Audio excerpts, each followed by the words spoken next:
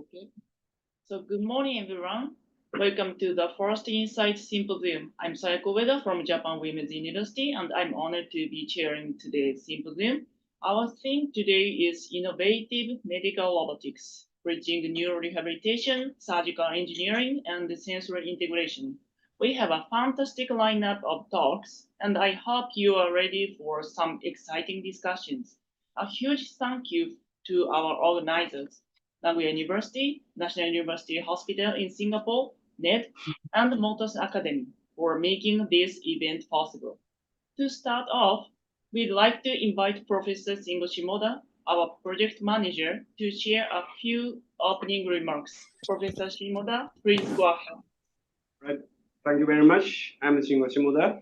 And thank you very much today for joining this symposium entitled Running. So, but this symposium is the report. One of the important purpose of this symposium is reporting the project entitled Remote Palpation System with Contact Reality that is supported by the New Energy and Industrial Technology Development Organization that is called NEDO. And this project is progress with myself and Professor Hirata and Mr. Takashi Fujiwara, the organization. But this symposium reports this result of the project, but not only just reporting the result of that, but we want to discuss beyond just the remote palpation system, but not only that, but with medical and engineering collaboration to the another innovation of clinical system.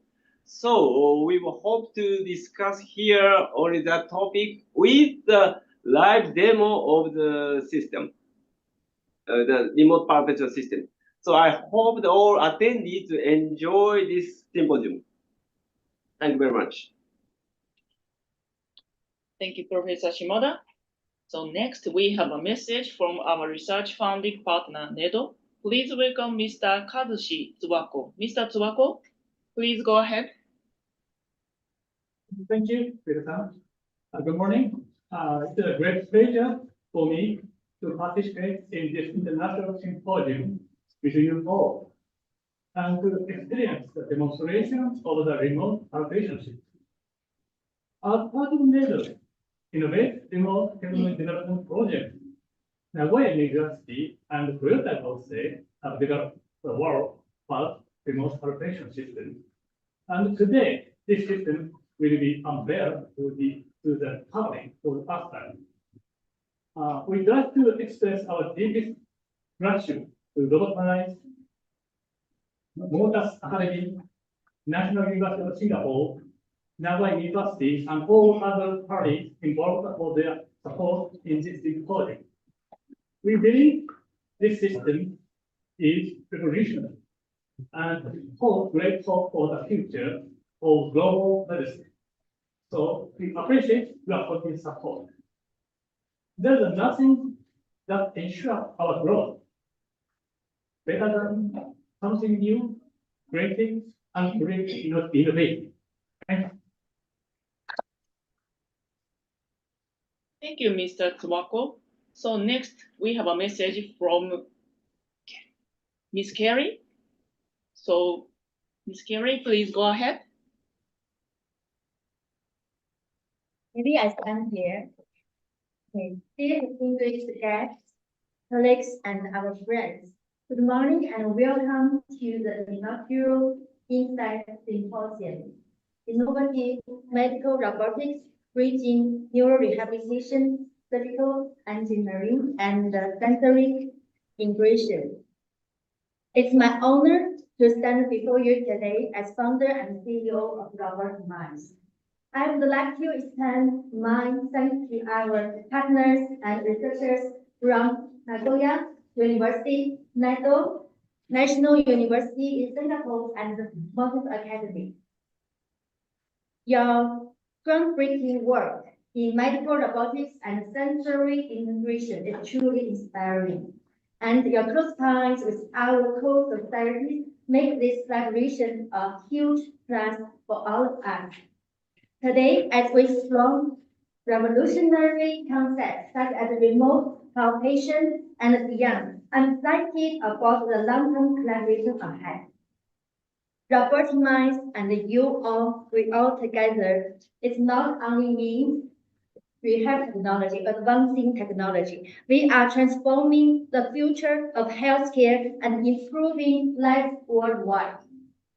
Thank you for being here today and looking forward to today our insightful discussion and innovative ideas. Thank you. Thank you, Ms. Carey. So now let's begin our plenary talks. Our first speaker is Professor Shingo Shimoda from Nagoya University. He will be speaking on remote palpation systems, integrating sensory feedback for enhanced telemedicine and clinical innovation. Professor Shimoda, please go ahead. All right, thank you very much for introduction. I'm Shingo Shimoda again. So first, the first plenary talk on this symposium, I will report the result of the project for remote palpation system. Okay, so I'm Shingo Shimoda, Nagoya University. So the goal of this project is not just only for creating.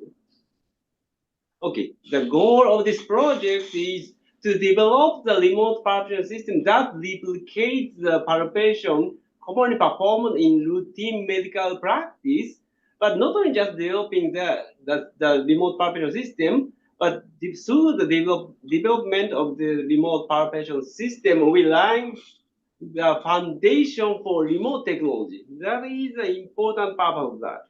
But the first big question is replication as a remote system. That was a very big question for us because transmission delay is unavoidable in any way.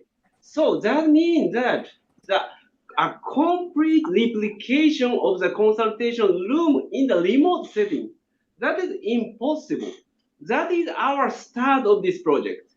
So to progress this project, the key concept was the reality beyond the real. This phrase means that creating the state that makes it easier to understand the situation than in doing it in real. So that is a very basic idea for starting this project for us. But this is very, very difficult question thinking about that because beyond the real, what does it mean? What is reality? So to discuss about that, in the first year of this project, we try to understand the palpation in human intelligence point of view. That means that in our team consists of the medical doctors, engineers, and psychologists. So discussing with these combined team, so medical doctor clarify the role of palpation system in medical practice, and engineers try to understand the palpation that is able to create in as a robot using the robot system or some virtual reality system. In addition to that, the psychologists try to think about the approach to beyond the real. That combination was a very important starting point of this project.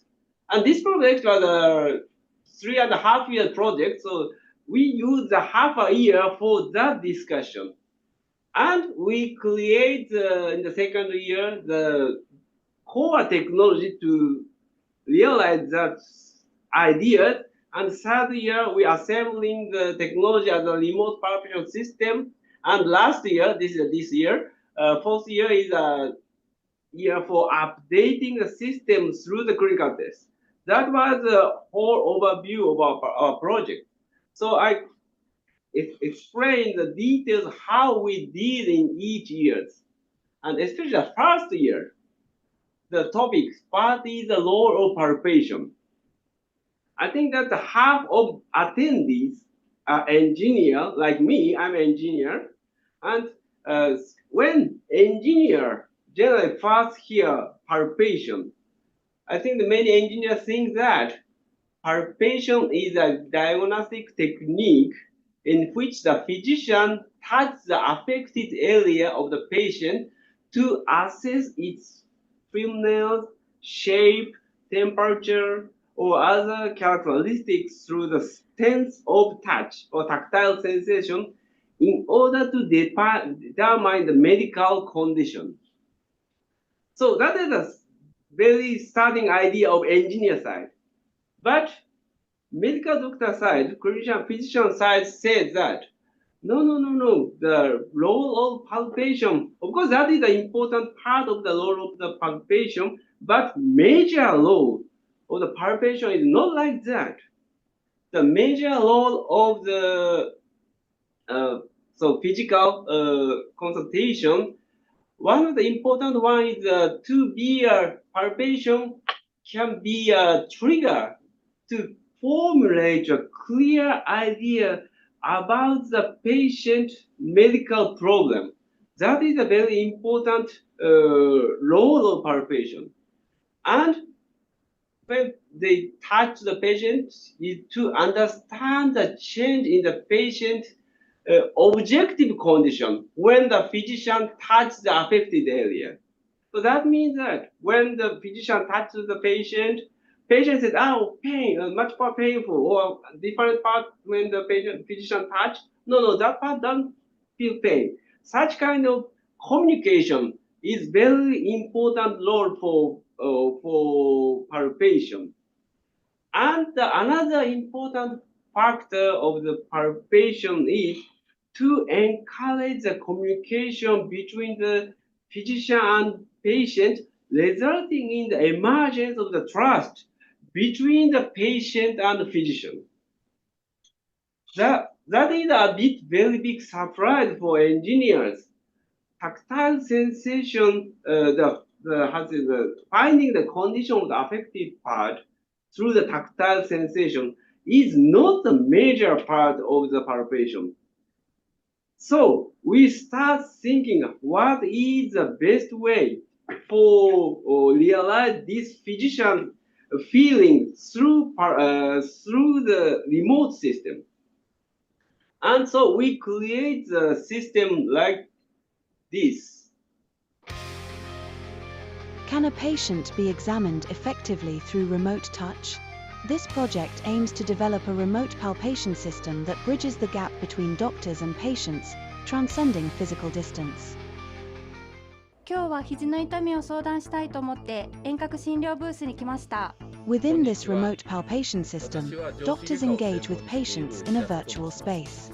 This virtual space is equipped with essential diagnostic information, including the patient's video feed, remotely collected vital data, and detailed close-up images of the affected area. Leveraging this environment, doctors can conduct palpation as an integral part of remote medical examinations.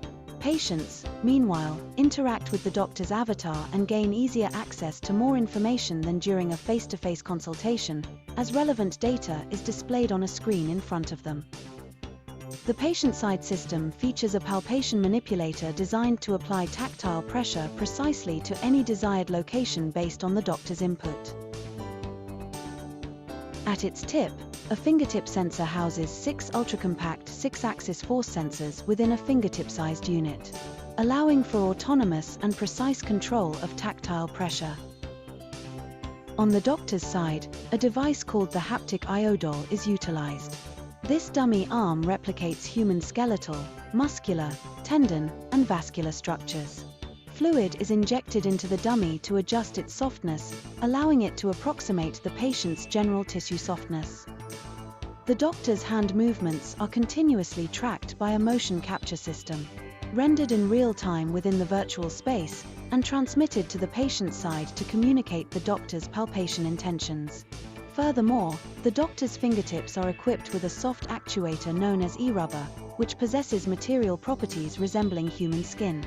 The tactile sensations generated by the vibrations of e-rubber closely mimic the experience of direct contact with objects, delivering a highly realistic sense of touch. Integrating remote palpation with systems for ultrasound examination and nerve conduction velocity measurement enables more precise diagnostics, surpassing the capabilities of traditional telemedicine. The primary purpose of palpation is to directly touch the affected area, enabling the physician to create the image of patient condition while building trust between the doctor and the patient. By combining direct examination of the affected area with patient interaction and the sharing of information that is inaccessible in traditional face-to-face diagnoses, this system facilitates effective and reliable remote consultations. Okay, so thank you very much for seeing the movie. So using this system, we conducted the two types of clinical tests. One is a performance validation test of the system, and the other is a diagnosis test of the tennis elbow patient. And the first experiment of the performance validation test, we asked the two medical specialists, both side in patient side and the physician side. And physician side specialists performed the palpation, and patient side physician evaluates the performance of the system. And we tried more than 80 pairs of the medical specialists and evaluated validated the performance of this system. And second test is we asked the real patient with the tennis elbow, and medical specialists make a diagnosis through using this system. And first, I explained the result of the first test. So as I said, that the aim of this first test is to verify whether the palpation position and tactile pressure during the palpation are controlled as intended by the physician when using a remote palpation system. And as I explained, that the method is to physicians are assigned to the role of the palpation side and the patient side. The palpation physician follows the instruction displayed in the virtual reality space regarding the palpation position and the force, and pressing the designated location with a specified force. And as the palpation physician evaluates whether the palpated position and the force match in the instruction on the scale from 1 to 0. And we tried the 36 combination of the system, and we recorded the data. On the doctor side is the 3D position of the hand, and the patient side is robot position and robot pressure, and objective feeling of touch position and pressure. And the result of this experiment was very interesting one. So this side result is objective feeling, which position D2. D2 is objective feeling of the patient side specialist. That means that in the position case, we did try these three positions in the list, very close to each other, but different property of the softness. And all physicians, the patient role physician feels that touching the position is quite accurate. Almost average is 9 and more than 7 or 6. On the other hand, they feel the pressure case. So when we ask that one is a weak, 2 is a middle force, and the third is 3 is a strong force. But when the physician touching the weak force, that is more accurate. But when the pressure force is getting stronger, accuracy getting down. This is the feeling of the patient during the experiments. And this side is the subjective result that the robot or sensor data, how much sensor data is validated, or in that case, position almost the same average and sigma appears during the experiments. On the other hand, when the asked to the touch weekly, very precise false data appeared. On the other hand, when we asked the strong false, uh, very big error appears. That is clearly matched to the objective feeling and the subjective feeling. As a result of this experiment, the developed system that created remote palpation system is position error is less than 1.5 centimeter in 95%, and pressure error was less than 200 gram. And that is numerical result of this system. And also this system, we can say that this system is suitable for touching gently to the subject, to the patient. So based on this result, we did the second clinical test of diagnosis of the tennis elbow patient.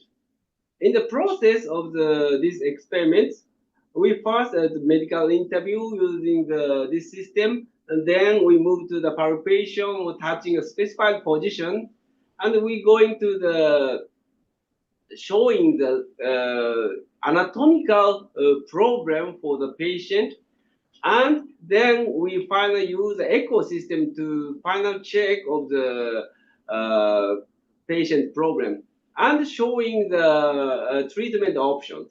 That is the flow of the diagnosis of a tennis elbow patient. And this system will show in live demo session. So I skip the details of that. But so I hope the attendees enjoy watching this diagnosis process in live demo sessions. And we did the experiment between the Singapore and Japan yesterday and day before yesterday. On the Singapore side, the come from the National University of Japan in Singapore, and Japan side we did the patient or the we assigned the patient and try to create the clinical test.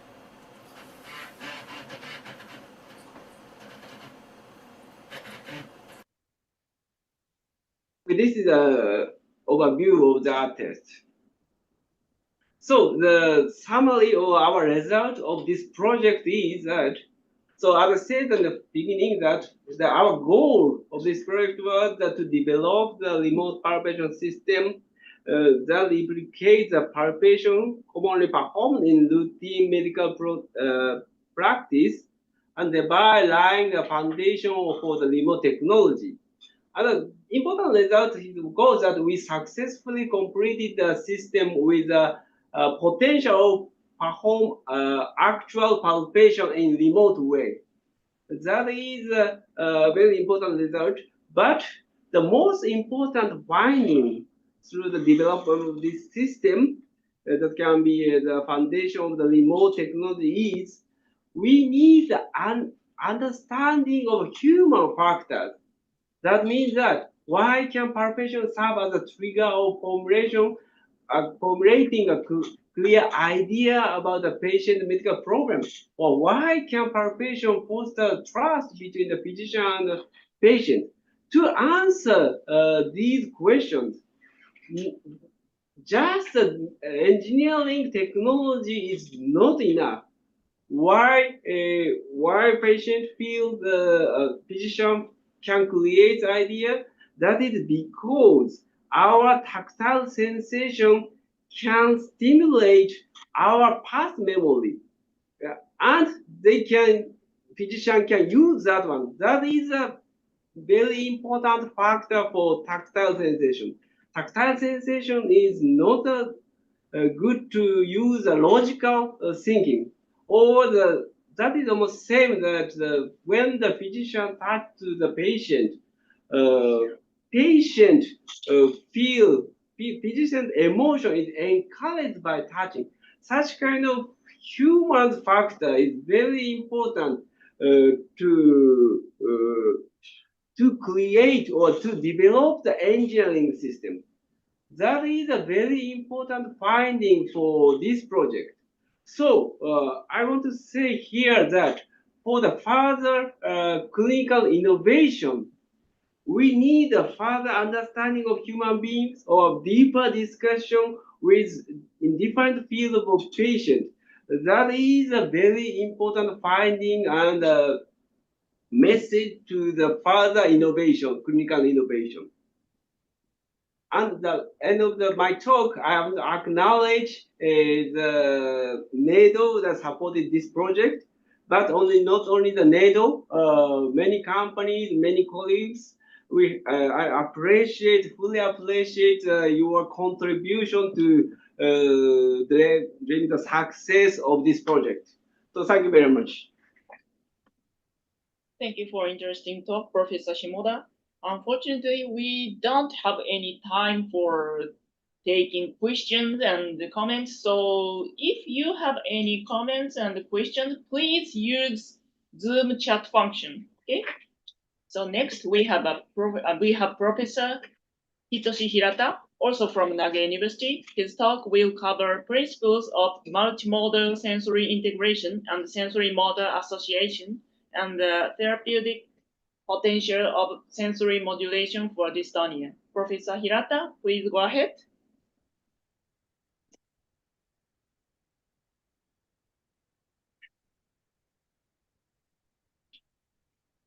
Thank you very much for the kind introduction. And I'm Hirata from Naga University.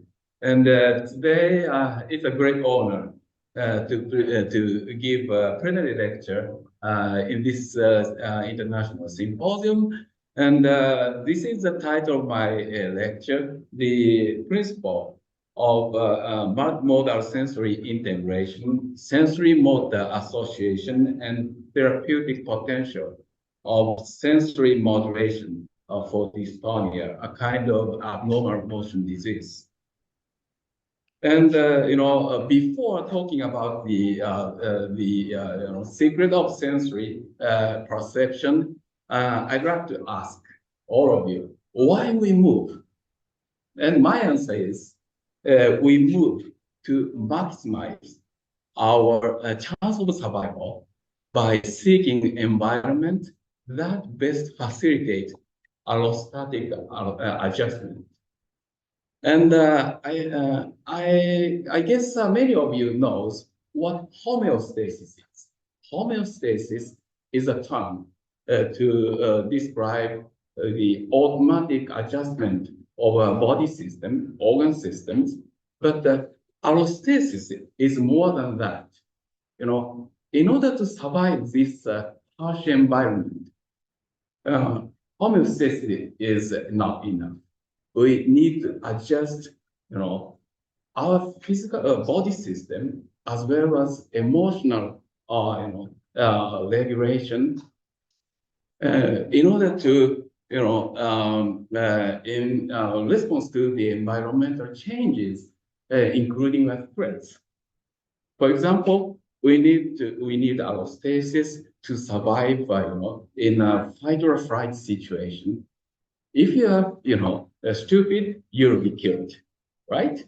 And to have a happy life, we need, the social bonding in society, and we have to survive in severe situations like living in desert or Siberia, like that.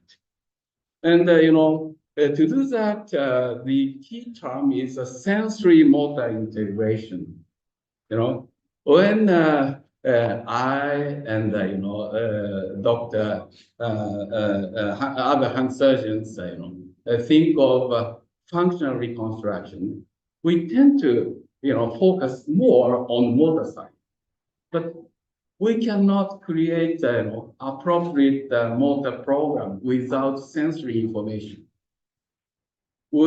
Every motions and every behavior is based on sensory information collecting from the environment. So sensory comes first and motion follows. So sensory is more important and we frequently forget about it. So from now on, I will give you 4 principles of sensory integration. The principle 1, the primary role of the brain is to draw inference from the real world based on binary information. I will tell you what this means.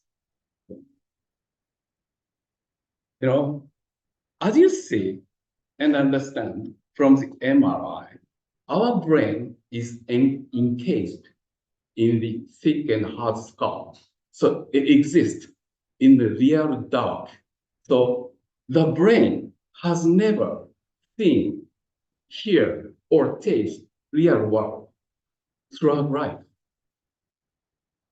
The brain can, have to infer, predict what's going on outside in the real world based on the signals from sensors.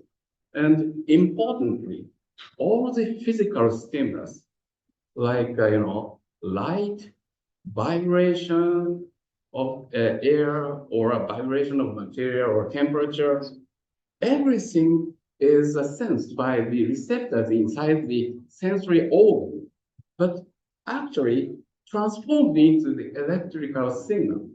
So what the brain receives is not a vision, is not a sound.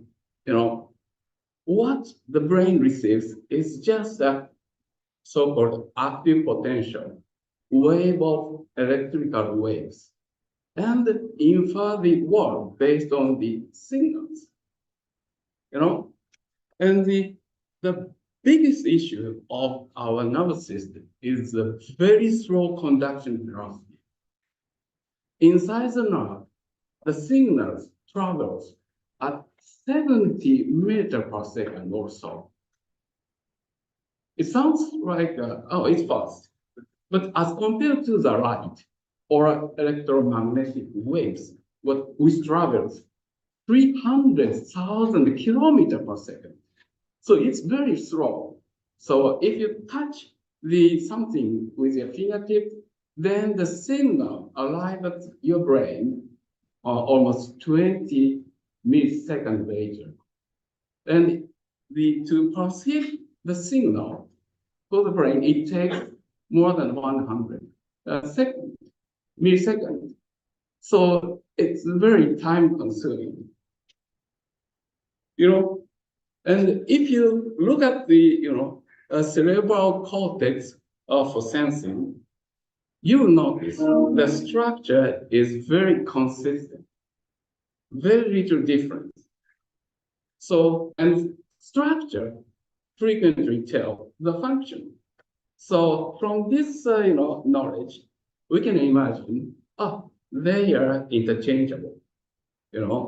Some part of the brain for vision can understand the sound or haptics, etc. I'll tell you in detail more later. And principle 2 is the brain is not a calculator, but an estimator. People frequently erroneous use analogy of the brain to the computer systems, but those two are very different. I'll tell you why. As I told you, our nervous system is very slow. So, we can learn from using the EEG, electroencephalography, and we can detect the sensory perception with the so-called event-related potential, ERP. And this is the graph of the event-related potential, which consists of several waves. And the first wave represents the very vague sensing, very rough. And for the detailed sensory perception, P3 represented, and it occurs some 0.3 to 0.4 seconds later than the event. So it is very slow. And this problem is more serious for huge animals like giant squid or whales. But as you know, they are very agile. Otherwise, they cannot survive. So then how they can do this? The answer is they behave, they move based on inference, not real-time data, you know.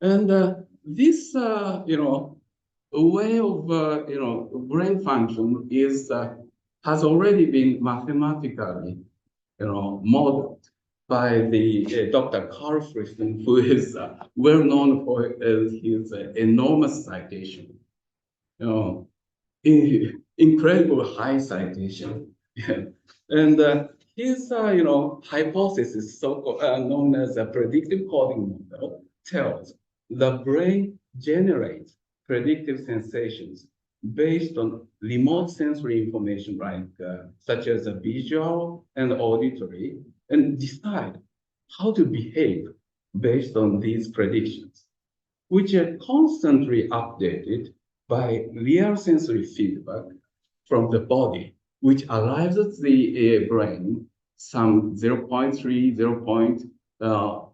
Second later.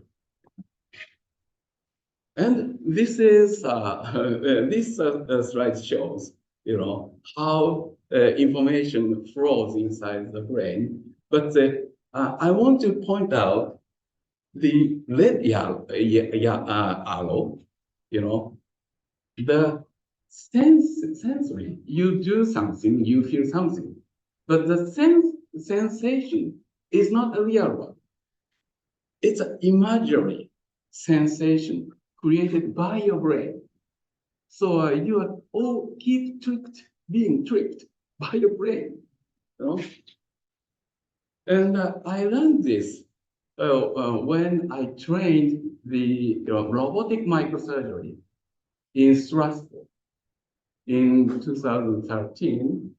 And I learned how to use the machine with a simulator for say 20 minutes or so, and and the professor allowed me to use the robot, and I challenged the microsurgical anastomosis of 1.5 millimeter.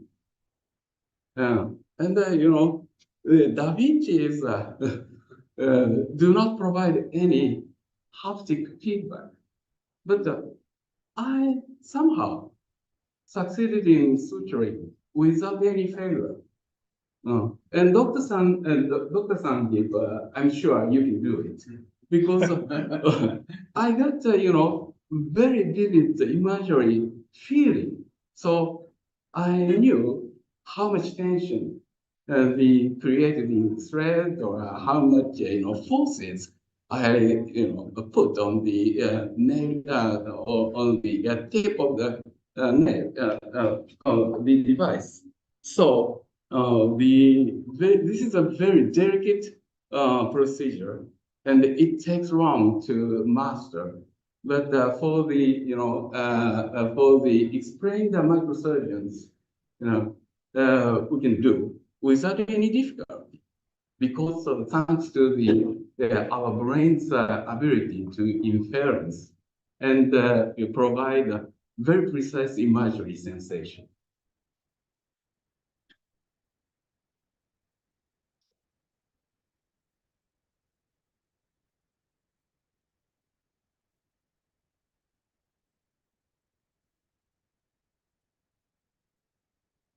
Principle 3, the brain filters the information based on morphological characteristics.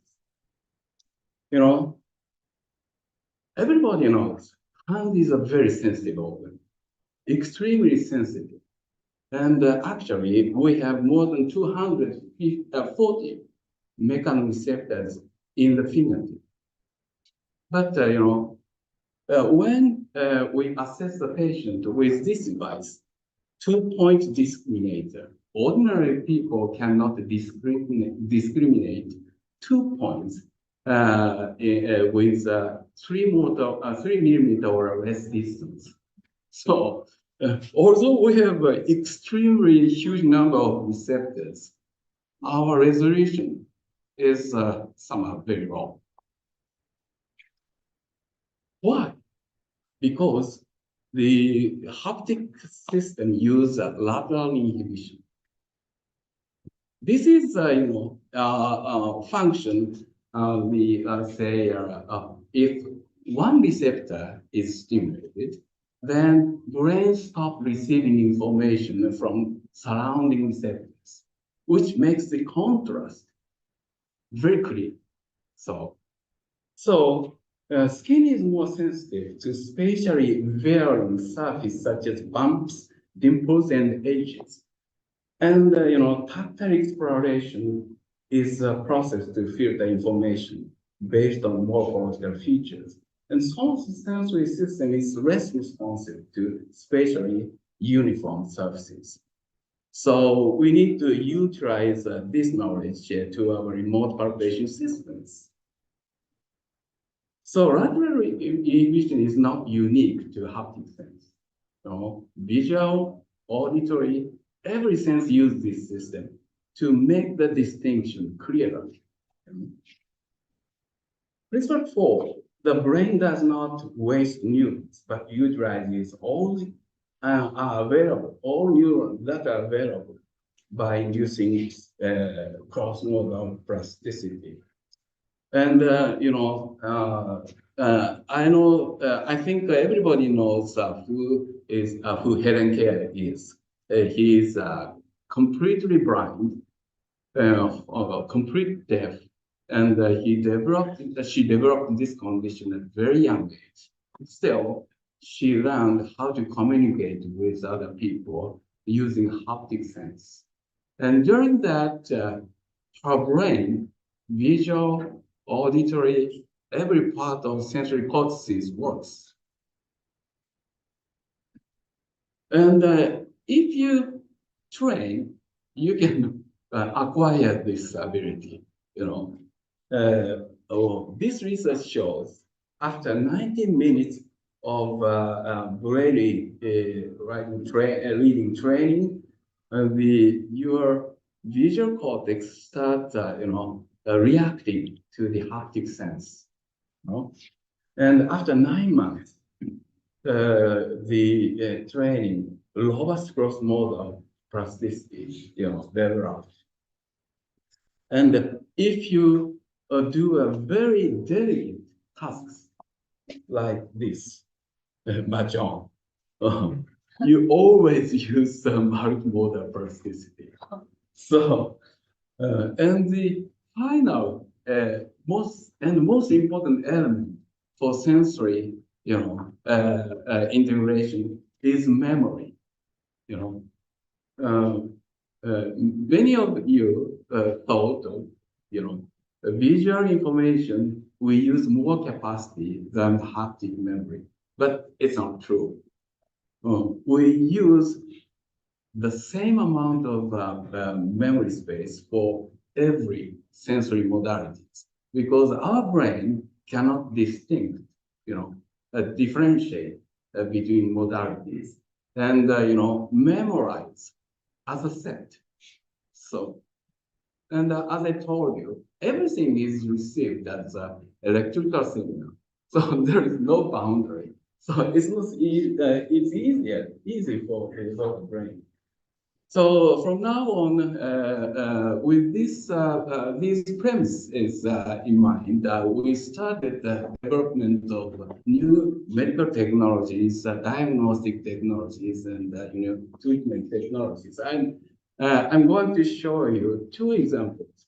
The first one is the development of innovative robotic hand for 4 amputees.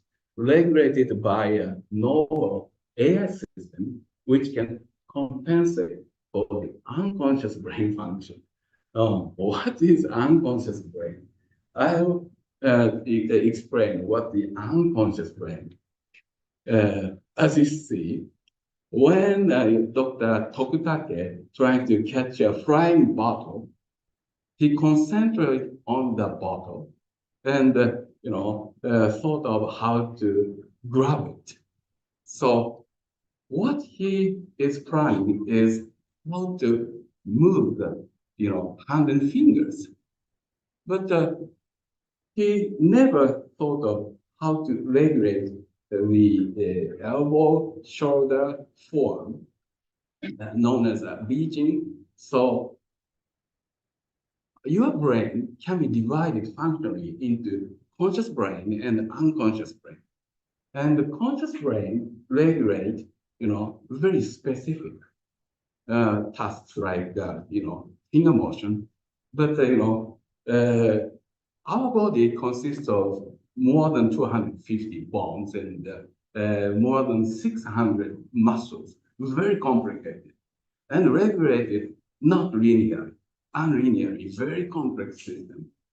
But you never ever thought of how to regulate all the components, right? And most of the, motion regulation is done by unconscious brain. Then you need to think of what happens if unconscious brain fails. So the first product is, this system. This system have three goniometers around the shoulder, and when we, using hand or foot, we have to stabilize the core of our body. So the more central parts start moving, earlier, and then the distal parts move.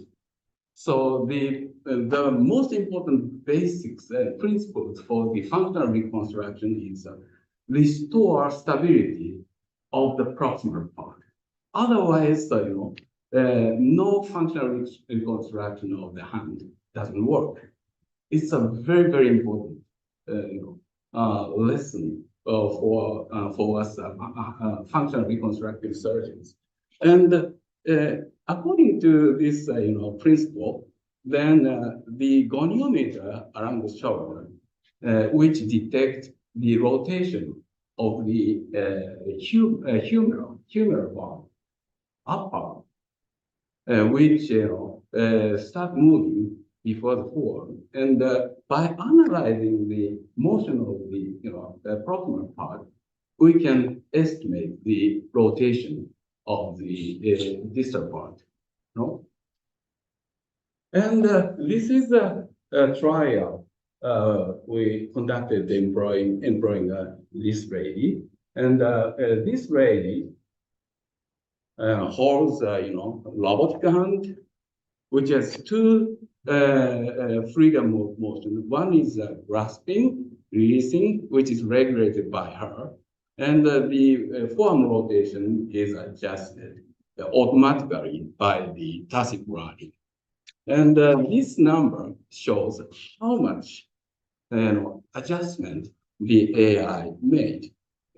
And the beginning 0, but 10 bouts of training, 40, 50, sometimes 60 degrees of rotational compensation. And once she learned how to relocate the pen, then somehow she can handle any object in 3D space. How? So regardless of the position, the AI can predict how much forearm motion this lady wants to make. And we ask, forearm amputee. He is actually a 10-year user of ordinary robotic hand prosthesis, and he uses it every day, right? But even for him, I'll show you the video again. Even for him, just placing the horizontally placed pen to vertically, it is extremely difficult because conventional one do not provide any form of rotation. But after some training, and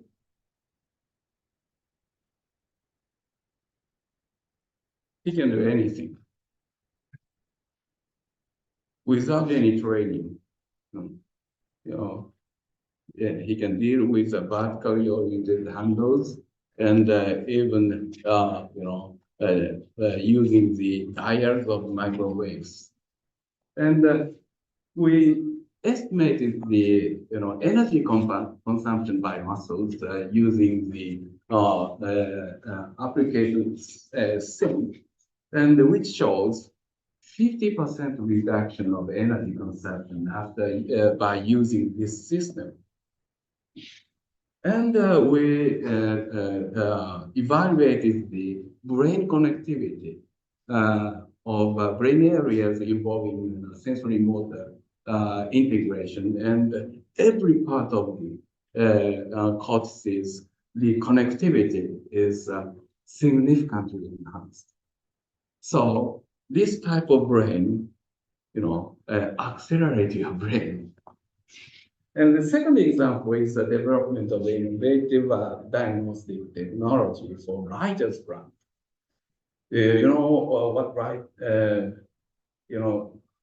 This gentleman suffers from writer's cramp for the last for 26 years, and his job requires a very delicate drawing, but when he tried to draw a straight line, the index finger somehow extends, and he can no longer hold the pen stably. But I injected a small amount of local anesthetics to the muscle, and now doesn't have any difficulty. Significantly improved. And he could not do this for the last 24 years, 6 years actually. He cannot use touch panel with index finger. He now is very good at this, and he was so happy. But the problem is, this case is very simple. We can identify which muscle is wrong. But on most occasions, it is extremely difficult to identify causative muscles. So I asked Dr. Shimoda to create this system, the multimodal, high density EMG sensors, and which detect the muscle activity in the forearm in 3D space as well as time. So it gives a 4-dimensional information. And with this, we can identify which muscle is likely to be caused. This one, the lowest one, this is the least flexor. Least flexor is the muscle to flex the wrist. So it is too much fraction avoids writing. But we developed transformer model to detect which muscle is phase. And transformer model is a large language model, so it is good at predicting the next motion or next language or next event. So this, by applying this technology, we can easily identify the causative muscle, and by injecting the,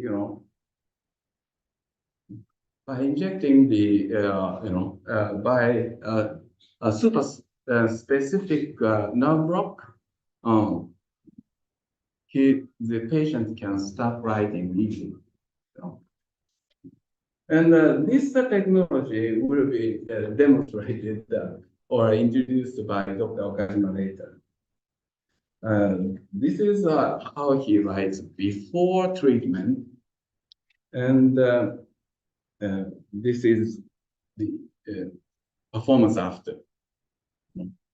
Almost 1 hour after treatment. Unfortunately, we have a technology to identify the causative muscle, but we are exploring the technology to maintain this condition. So I'm very happy if I can collaborate with you for the development of this technology. Thank you. And this is a final message. Understanding the roles of both the conscious and the unconscious brain in sensory motor integration and their interplay will lead to innovative technologies for currently untreatable nerve injuries and nerve disorders. Thank you very much.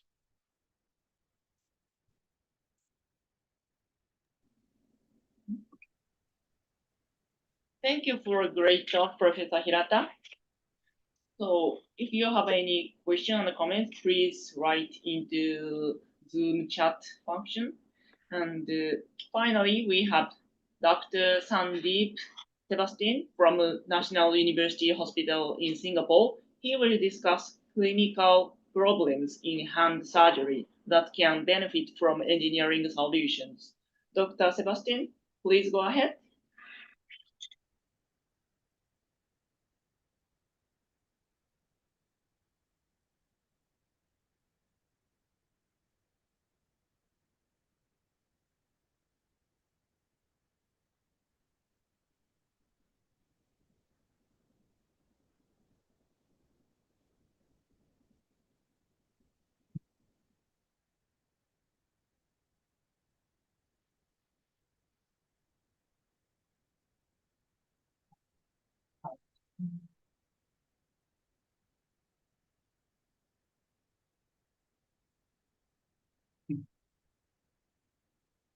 Dr. Sebastian, could you share your screen? 1 minute. I'm trying to see. Share screen.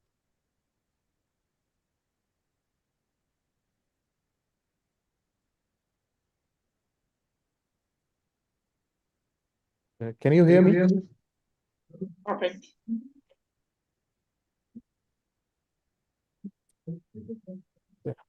You don't need to turn on your mic. Okay.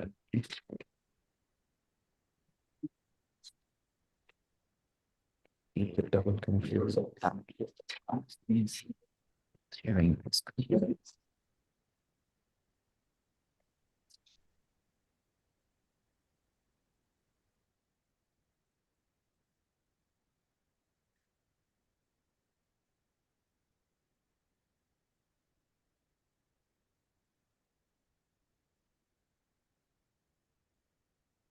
Can you, everybody can hear me, I suppose, if the screen is visible.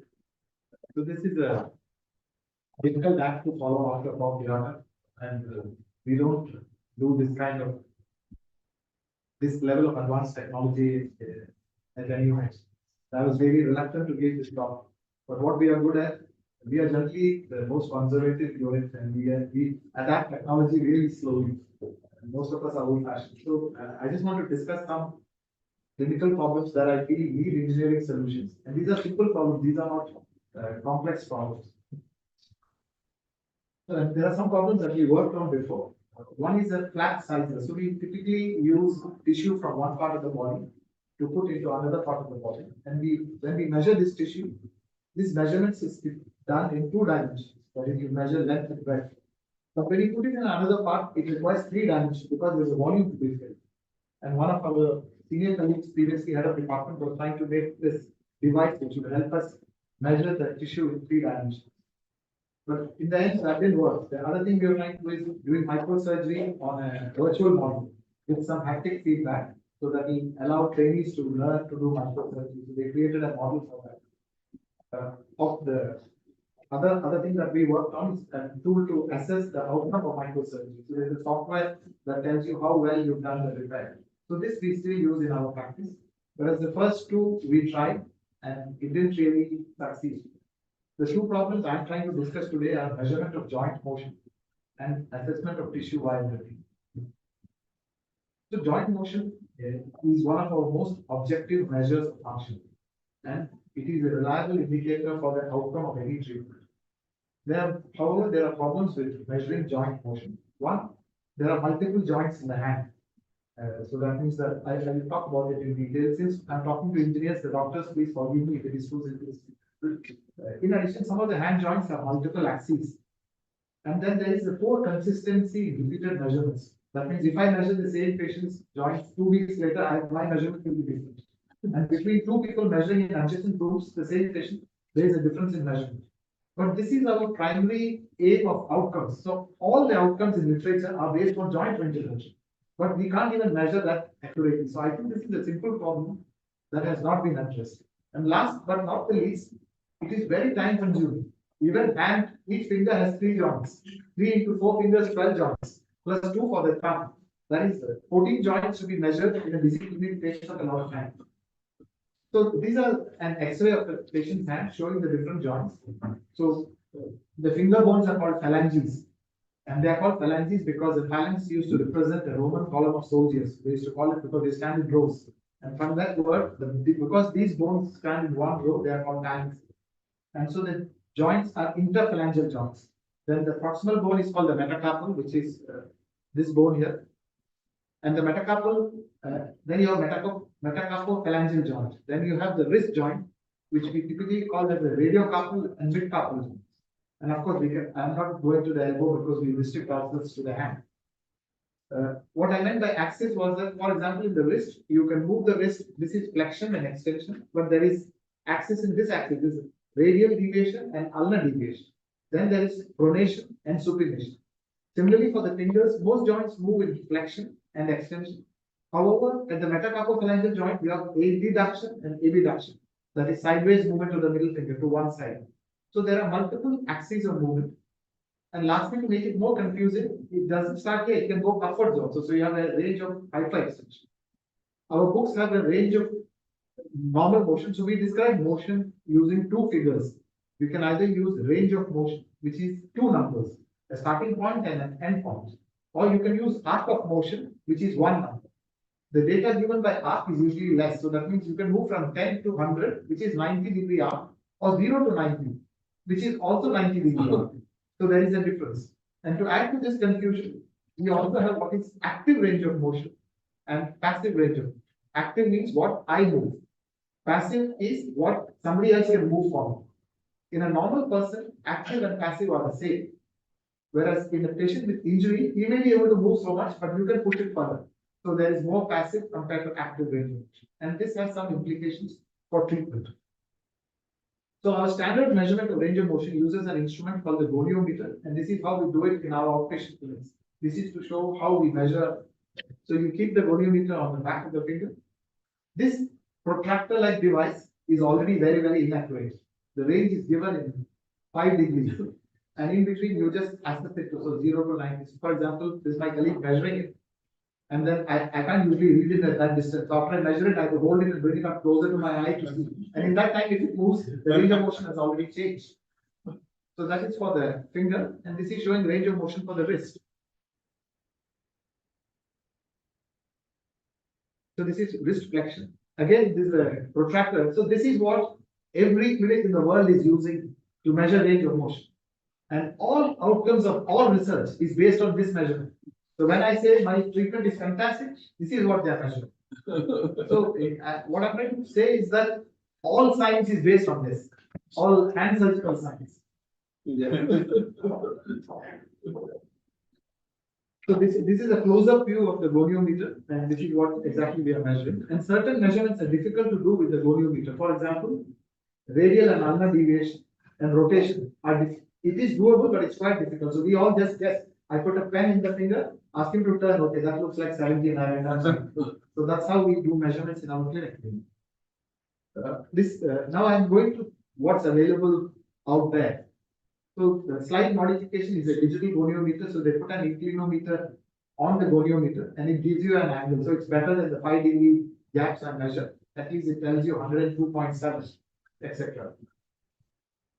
This is something we designed. One of my colleagues, Dr. Jinsi, she worked with the Singapore School of Design, and we made this prototype. So you strap your hand. Unfortunately, this is the only picture I could find. We designed it about 10 years ago, and you put your hand into the straps and you turn it. And then you can bend it. So it was mainly for measuring the wrist range of motion. So this was quite accurate. There was a laser light here, which shows that you consistently place it on top of catheter, which is one of the goals.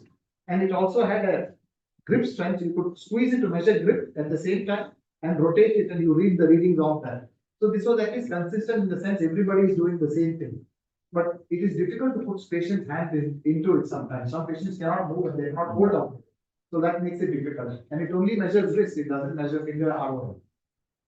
This is a model that's available on the internet. It's called a Halo device, made by this company, came out about 5 years ago. And essentially, this is what it does. It's got an inclinometer and an accelerometer. And then it tells you the range of motion.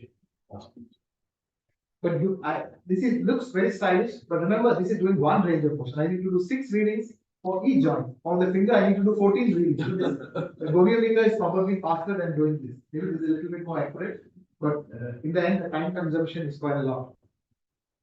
A similar device that's available is Easy Angle. Again, these are all videos I took from YouTube. These are product videos, and essentially it shows the difficulty of the existing devices and then what their device does. And it's similar to the Halo goniometer. Essentially, you measure it once, then you move the thing. So again, showing shoulder motion, measure at 0, then move up, and it gives you the reading. But again, it does one joint at a time. It's just a more technologically advanced goniometer, more accuracy, but the time factor is still there. It's still the same. So this is measuring forearm rotation using the goniometer. Again, hip, just keep it here, and then it gives you going up the ladder. Now we come on to sensors. So after this, we have markers which are placed on the top of the joint and use one video camera, multiple video cameras. So these are based on sensors which then transmit the data directly to wirelessly to a computer. So it shortens one step. You don't have to write it. But I have people who can write for me, so I just measure and they listen to me. They write it down. So, but these measures, but the steps are still the same. One step has been diminished. That means the writing bit is taken off. But you still need to measure each joint, joint by joint. And then again, it comes out like this at the end of the clinic. But remember, you have to measure each joint.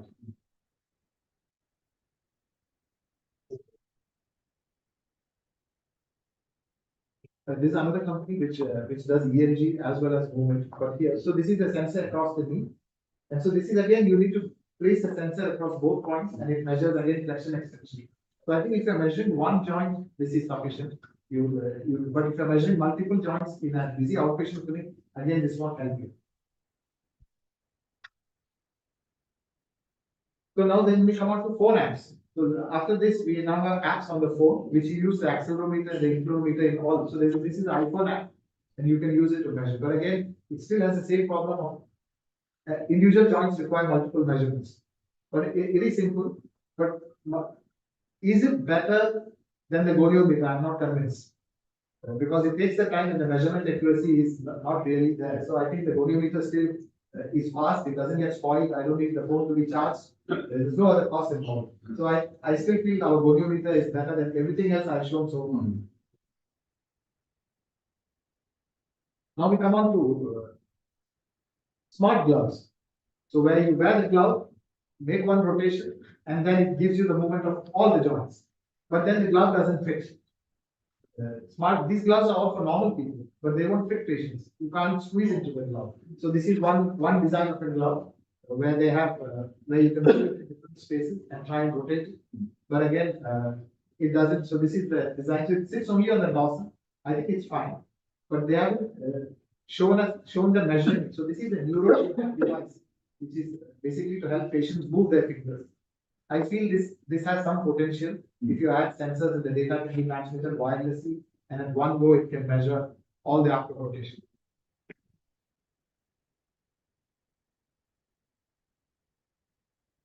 This again, this is all from the virtual reality where they make movies and they want a model against a green background. These are not for range of motion, but I think these gloves have potential, but they require to wear the movie. And if they can translate this measuring movement by moving your fingers and translate that into range of motion, then I think it's useful. So for example, here they've got pretty accurate movement which corresponds to what it is moving. But these are all require markers. That means that they require you to place something on the hand, which is quite difficult in a clinic scenario. Every patient come, put it on, measure it, take it out, it doesn't fit. So the last one, which I think is this markerless measuring device. This I think has potential. Again, once again, this is for movies, and I think that's where the budget comes from. But these are markerless devices, and of all the lot I've seen compared to the goniometer, I think this one has the most potential. So essentially, they manage to replicate without any markers with a single camera.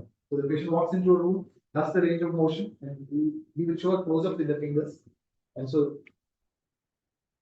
and they do markerless movement. This product is currently available, but they are not translated to give us range of motion. But when they move the fingers, I think they get the movements correct. I cut off the video, but so this shows multiple cameras. So the product is a high resolution camera, and they managed to do this with so that's his hand moving, and that's the so all that we need, and this is without a marker, single camera. So I think this seems doable, and then the way it is moving seems quite similar. So I think what we need to get is the data regarding how much it is. And then I think this has potential. So they come to the room, the nurse sees them, goes into the room, he does one range of motion. By the time they come to your room, the data is already in front of you. So I think that is something that is what is required. So the next thing I wanted to talk about is measuring tissue viability. So I think it's best we show what we face as clinicians. So this is a young lady we treated. She was run over by a lorry. And so this is one low, both limbs, but this lower limb has loss of the entire skin. See the picture taken in theater before we started surgery. And so all the muscles in the leg are more or less there. So after we debride it, this is the debride means that we remove everything that is not alive or is going to die. So this is her extent of skin defect. Her entire leg has no skin, and she has only the bone left, and she has one artery that takes blood across, but the foot is fine, and the nerve and the blood supply to the foot is fine. So what we decided is we took a muscle from the back. This muscle is the biggest muscle on the back. It's called latissimus dorsi, which in Latin means largest of the back. The latissimus dorsi has one artery and one vein. And what we do is that we connect that artery and vein to the main artery at the back of the knee, which is called the popliteal artery. So once you connect the artery and the vein to the popliteal artery, the artery brings the blood in and the vein takes the blood out. So you take the muscle from the back. Once you take it out, the muscle is there. Then you connect it to the leg and connect it to an artery and vein there, and the muscle comes back to life. And you have to do this within 2 to 3 hours. Otherwise, the muscle cannot be revived again. So now this is the bone that is exposed, and this is with the muscle wrapping around completely. So then on top of this muscle, we put skin. So this procedure is then requires to be monitored in the post-operative period. And what we monitor is by looking at the color and how it bleeds. And so this whole, what I'm discussing now is how do you monitor this in the post-operative period? Because if the blood flow where you do this microsurgery gets blocked, then the muscle will lose blood flow. And you can save it if you take it back, the patient back to the operating theater and redo the microvascular surgery.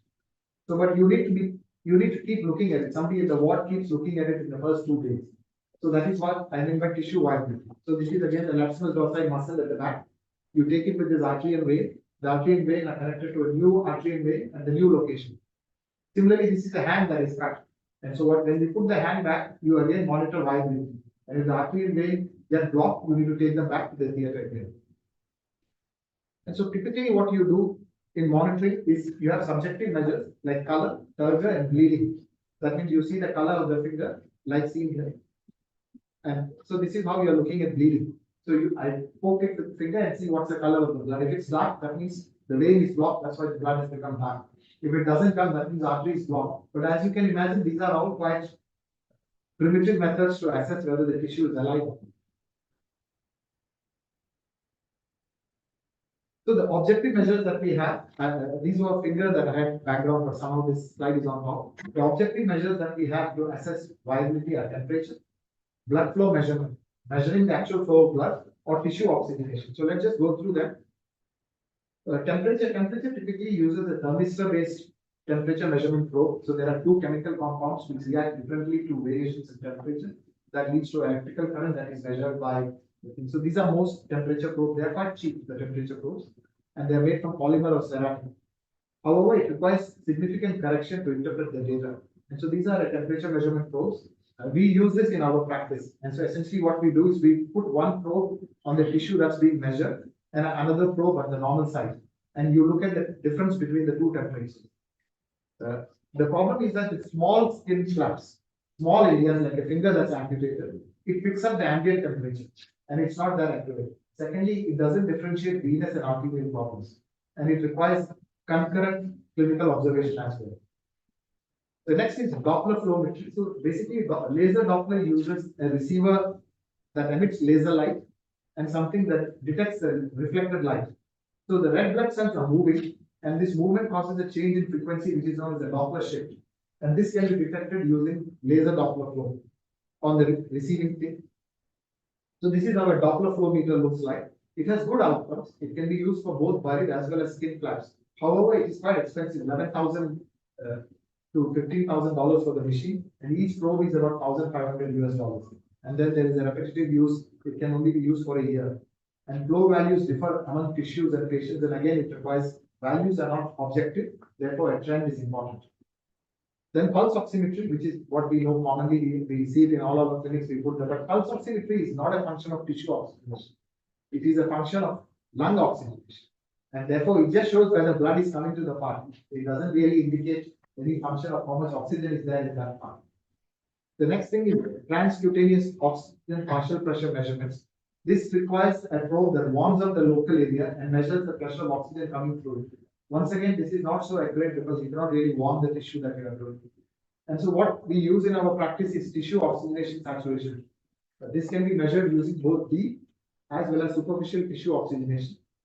The deep one is what we use in practice. We put a big thing on the forehead and you measure after that. Once again, this cannot be used in deeper tissues. It can only be placed on tissues which have skin. Like the muscle I showed you earlier, you cannot use it in that scenario. This superficial tissue oxygenation, this is there, which can be placed in deeper tissues, but it is currently available only for research and it's not been approved for humans in a clinical scenario. So essentially at present, we are still stuck to temperature monitoring and laser Doppler flow meters. So in summary, what I wanted to say was I'm just discussing problems because I don't have solutions. But that's fine. These are problems from a clinical solution, and I feel that what the engineers are trying to do and what we need are we are living in two different worlds. And what is really required in real life practice, in a hospital practice, is not what the engineers are doing. So I think the engineers are doing something that is sexy, looks nice, like the robot sitting here. When I ask them, what does it do? He says, no, represent it dancer, which I think is fine. But we need to meet, and I think more of these meetings will help us find common ground in what we are trying to do. Thank you.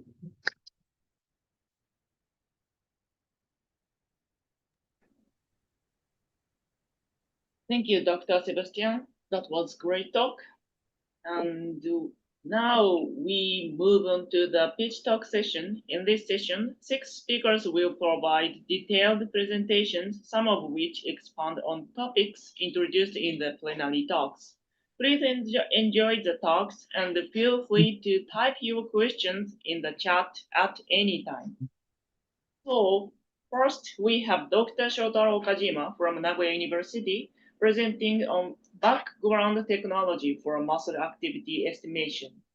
So, Dr. Okajima, please go ahead.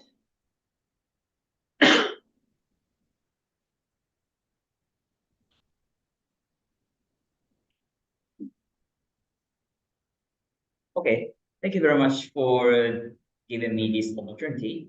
The title of my presentation is Background Technology for Mass Activity Estimation, the mathematical constraint of estimation using anatomical feature of muscle.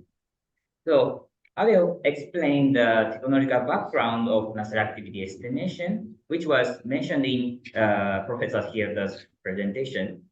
One of the key points of this study is that it's utilized the muscle anatomical structure to derive the estimation algorithm.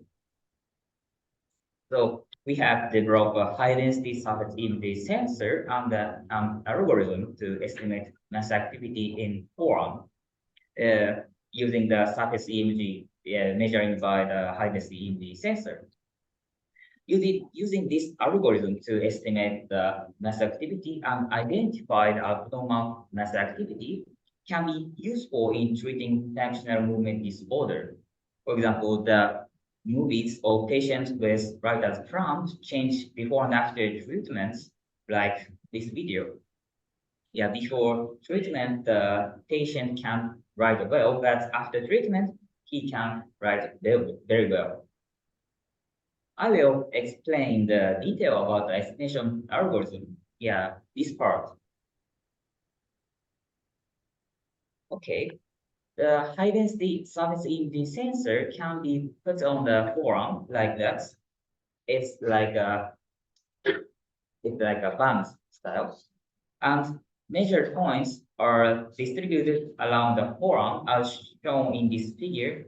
I mean, this high density surface imaging sensor has 20 channels, and this 20 channel is distributed around the forearm and from wrist to the elbow. And the mass activity within the cross section where the measurement points are distributed is estimated, in this case, 4 slices. So the mass activity is estimated as follow process. First, changes surface imaging and filtering, and second step is inverse estimation of the activity of signal source in the cross section using the surface imaging. And step 3 is smoothing process of the activity of signal source based on the anatomical structure among cross sections. The fourth step is repeating step 2 and step 3 until the value converged.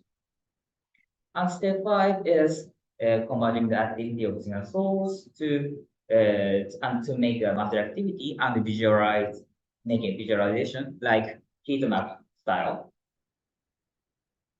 For this estimation process, a mathematical model is needed that describe how activity of signal source affect the measured surface image signal. So in the constraint of the model, first the signal source of mass activity are distributed on the two-dimensional plane. So for example, the sample dot is the signal source of my mass activity, and then only the signal source contained inside the muscle in the cross section are extracted. And this square is the channel of the high density imaging sensor. So the spatial relationship between the signal source and the sensor is defined in this process. Now next is the model construction.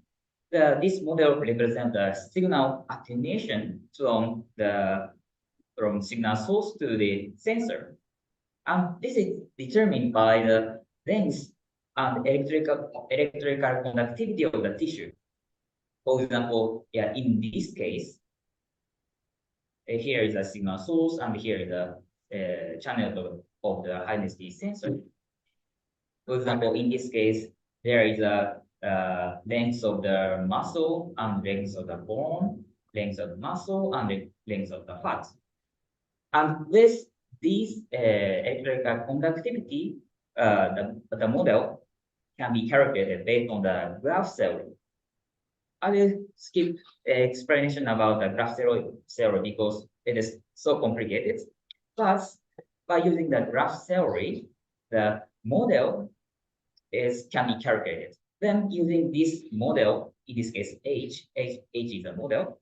By using this model, the relationship between the major surface EMG Y and the activity of signal source E is defined as follow formula.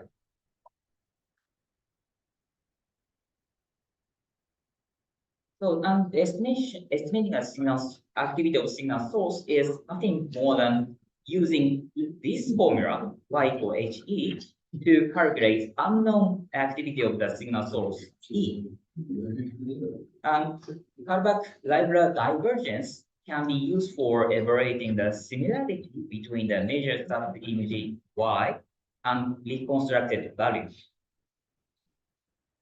By using this evaluation, Kalbach-Leibler divergence, the estimation algorithm, in this case, update rule to calculate the unknown signal source activity, can be derived like that. This one. However, in this case, the estimation result seems plausible for each cross-section of the forearm, but there is no guarantee of consistency among cross-section. So in this study, assumptions are made to ensure consistency of muscle activity among the cross-section. Yeah, the assumption is that muscle have anatomical spatial continuity. I mean, the muscle is connected from wrist to the elbow, like that. And signal source within that muscle should also follow the continuity.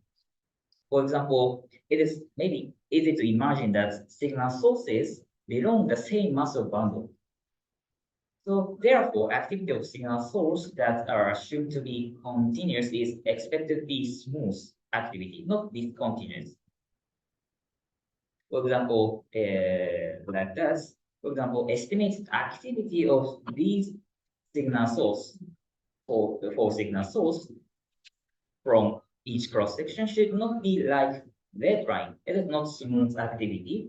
It should be more smooth activity, green line. So I made mathematical constraints for estimation algorithm based on the assumption, meaning the anatomical constraint. So it is called continuity costs for evaluating the smoothness of the activity of signal source among the cross sections. So as a result, estimation algorithm can be updated like that. This part should be made by the anatomical constraints.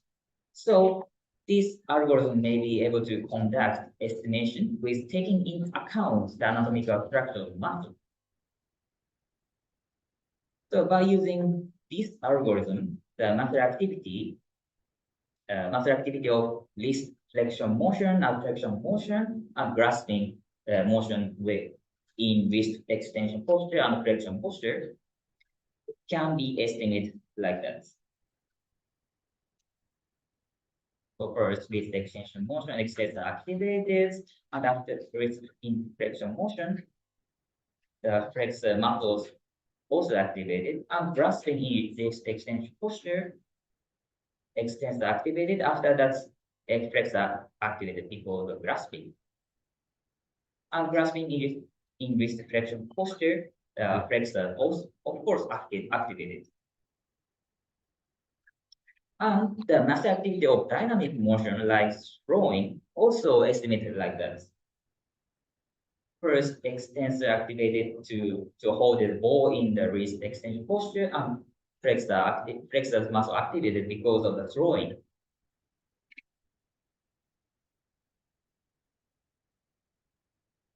such kind of mass activity can be seen by using this estimation algorithm. And we only have estimation for cross section, but by using this data to interpolate the data between the cross sections, it is possible to specify any cross section like fMRI and observe changing in activity over time by specifying the cross section. Like that, you can change any. You can see any cross sections, and of course, you can change the time to check how mass activity changing through time. And this is my last slide. I'm currently trying to apply this estimation method not only to the forearm, but also the upper arm. And I'd like to apply this method to the other parts of the shoulder and neck and lower leg and in the future. And there is no doubt about the usefulness of mass activity information. Understanding of mass activity will be expected to lead to developments in fields that have not been met until now, and its value in the medical field is immeasurable. So thank you for listening. Is the visualization real time? Sorry? Is the visualization real time? Real time. Not real time, sorry. Yeah. It takes time, yeah, after processing. Yeah, thank you very much. Is the EMG painful? No, no. Not the EMG is painful. Yeah. Okay. Thank you for interesting talk, Dr. Okajima. So next we have Dr. Joseph Thomas from Kasturba Medical College presenting on a bionic arm using forearm rotation for digital function. Dr. Thomas, please go ahead. Thank you so much. I think it's a good morning there as well. It's 9 o'clock here in India. Let me quickly upload the presentation.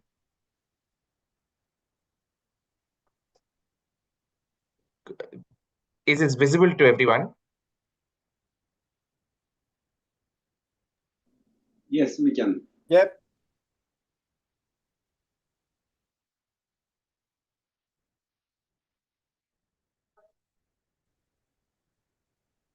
Okay. I'm a plastic surgeon. I do some of my work in hand, and we have. I come from a part of India which is known for extremely high rainfall. So we have this unique cohort of patients. They're typically linemen working on high tension wires in and around this area. There's a lot of hydroelectric power stations and supply lines that move around these areas. So we have these patients who come with typically during the rainy seasons. You have them very young men in their 20s or 30s working as temporary workers on these lines, suffering these high tension electrical injuries. Commonly, the entry point seems to be the hand. And even if we could save the hand, a lot of times we see that the structures around the wrist are completely destroyed. So a very, very common occurrence is for us is to actually do a transradial amputation on these patients. So we have a cohort of around 30 patients now, and I think about 21 of them, they have amputations at various levels, sometimes the lower limb, sometimes the upper limb. And I think about 21 of the 30 have amputations at the wrist or distal, sorry, proximal to the wrist. Now, when you try to rehabilitate these patients, you see that a common rehabilitative tool that they get is a myoelectric prosthesis. Now, the myoelectric prosthesis, by theory, is quite a solution for these issues. The grasp is something that is enabled by these prostheses. However, when you actually hand them over, you train them it takes a fairly good amount of time for patients to get used to this particular process. Now, once they start using it, you see that on the second and third visit, they are no longer using these processes.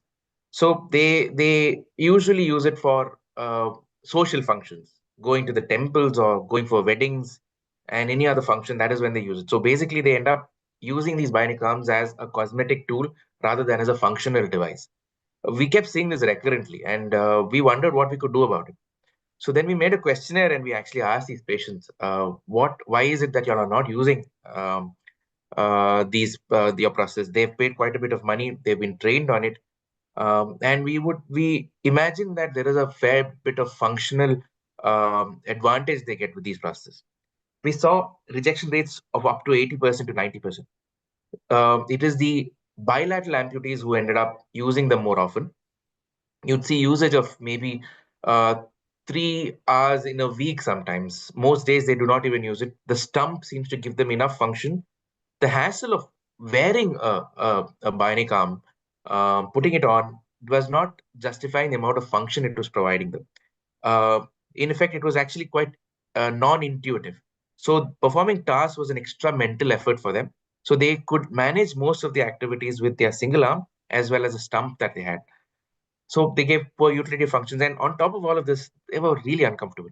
One very interesting thing that we saw when we developed our processes was how they perceive weight.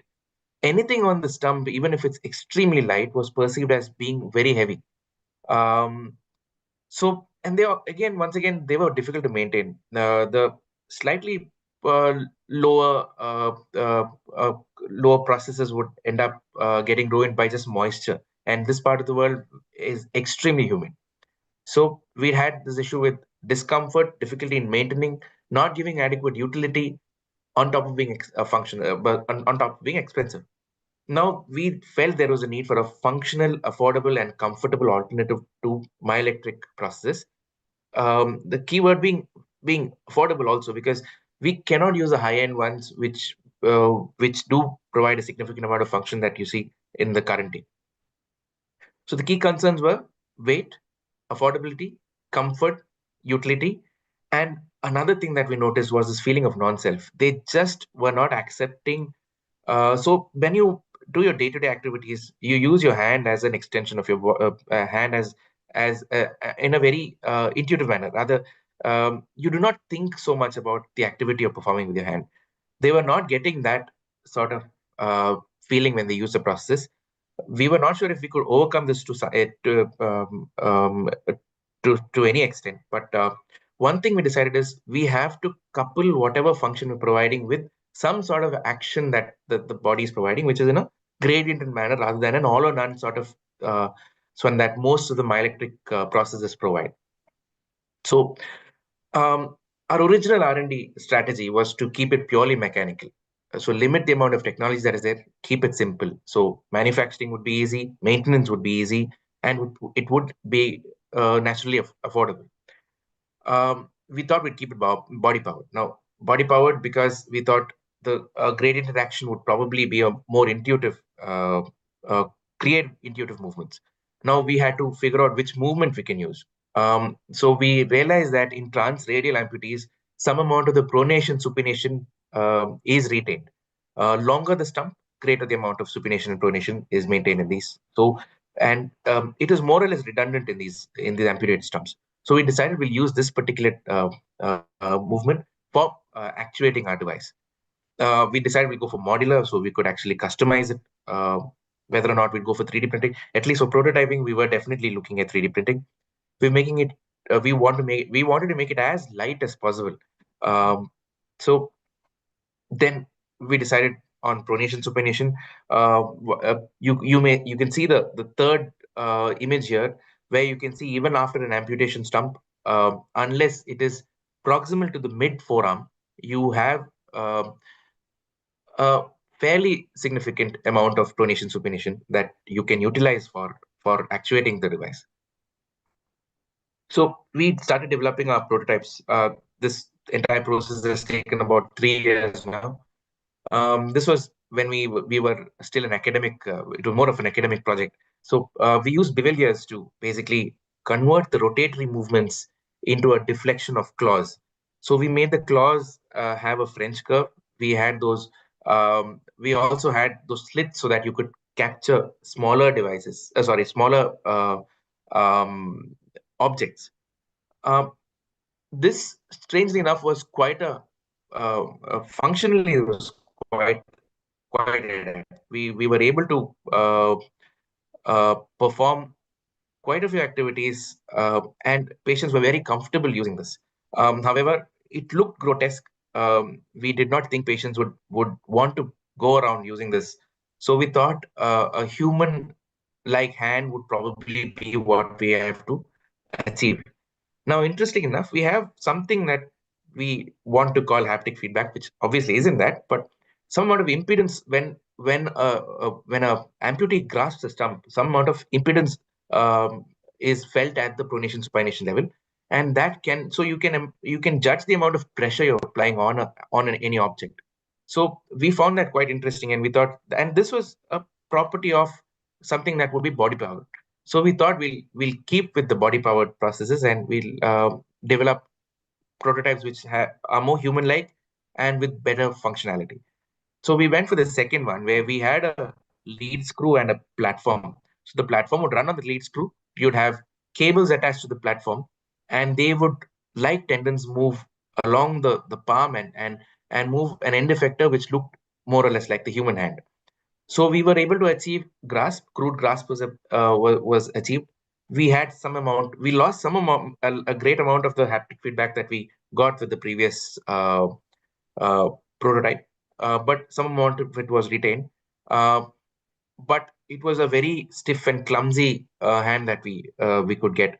The movement was not, the amount of force that was being applied on the end effector was not as good as we wanted to, or not even as good as how much we could get with the claws. So we moved on and we tried a multidirectional pulley. This was better. We got better opposition of the thumb. The feedback again came down significantly. And we were, at that point, we were quite happy with what we achieved. And we thought this was the way. But uh, it was still a very crude device. You see, if you wanted the patient to use this on a daily basis for their function, this was not going to be sufficient. That is when we got in touch with. We stopped keeping this as a academic project, and we decided we'll take the help of industry. That is when we got in touch with Jijo and his team at Resnova, and they convinced us that keeping it purely mechanical without augmenting it electromechanically would probably not give you adequate functional capabilities. They convinced us, and they took it forward, and they developed what we initially called the Infinity Gauntlet. Um, and I have a short video on the processes. This is Mr. Anish. He is a cricketer, despite being a disabled person, a highly motivated gentleman, and you can see that the assembly is quite easy. And this is probably second or third time he's wearing this particular device. And you can see that it is a very intuitive movement that he was able to actually achieve. And that's a very happy Anish you're seeing there. And we use the Tetra Pak simply to show that we're not crushing the entire. No, we're not having the same problem with myoelectric devices, where you do not have control over the force being applied onto any object. So we were using pronation supination for actuation. What we did with what Jijo and his team did was they put accelerometers on the stump and the process. So and they computed the relative movement of the stump to the processes, and a relative angular motion was computed, and that was used to drive a motor to execute the grasp. Again, we used cables to behave like tendons that opened and closed or cause flexion.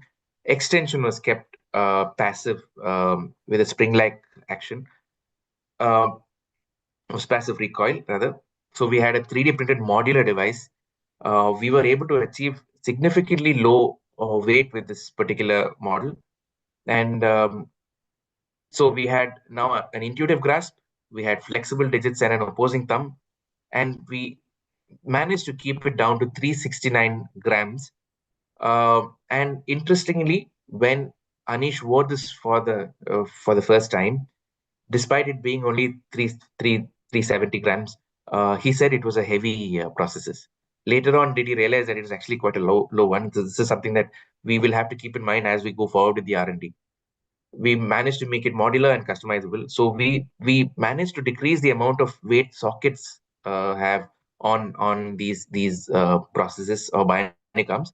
We also kept the power source outside, so it is run with a 10,000 mAh power bank, and we exteriorized it, and he was placing the power source in his pocket. So the cost of manufacturing in Indian rupees is 7,500. That's around maybe $100. So this was again a feat achieved by Jijo and his team. And so moving forward, we'd like to improve the dexterity. We'd like to increase grip strength, mechanical durability. We'd like to create a process pipeline. So if a patient requires this, we'll be able to scan his hand or his thumb, create a process for him and deliver it, as well as provide enough facilities for maintenance. And I leave you with these GIFs. I'd be happy to take questions unless they're at the end of the session.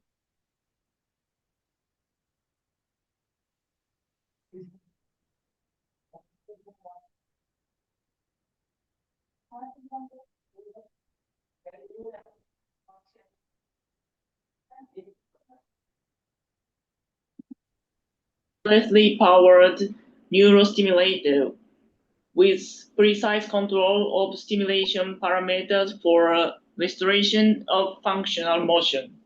Dr. Takeuchi, please go ahead, but could you stop sharing, Dr. Thomas? Yes. Okay, Thank you. So, Dr. Takeuchi, please go ahead. Okay, so can you hear me? Yes. Okay, yeah, thank you very much for kind introduction, Ueda Sensei. So yeah, hello everyone, my name is Masaru Takeuchi from Naga University. So I'm an engineering person, so I'd like to talk about our device to stimulate peripheral nerve to get the functional motion of our body. So my research related to the neuromodulation or electrosurgicals, as you may know. So as shown here, there are lots of applications possible for changing the stimulation site of the nerves. For example, when we stimulate vagus nerve, we can control the heart rate. And when we apply the stimulation to the bladder nerve, we can modify the bladder dysfunction. And also apply to the sciatic nerve, we can get the muscle activities. So it's a kind of the market expanded to expand more and more in near future. But there are also some kinds of limitations. And actually, I just listed the implant device for neuromodulation approved in Japan. So actually, there are also applications already clinically applied.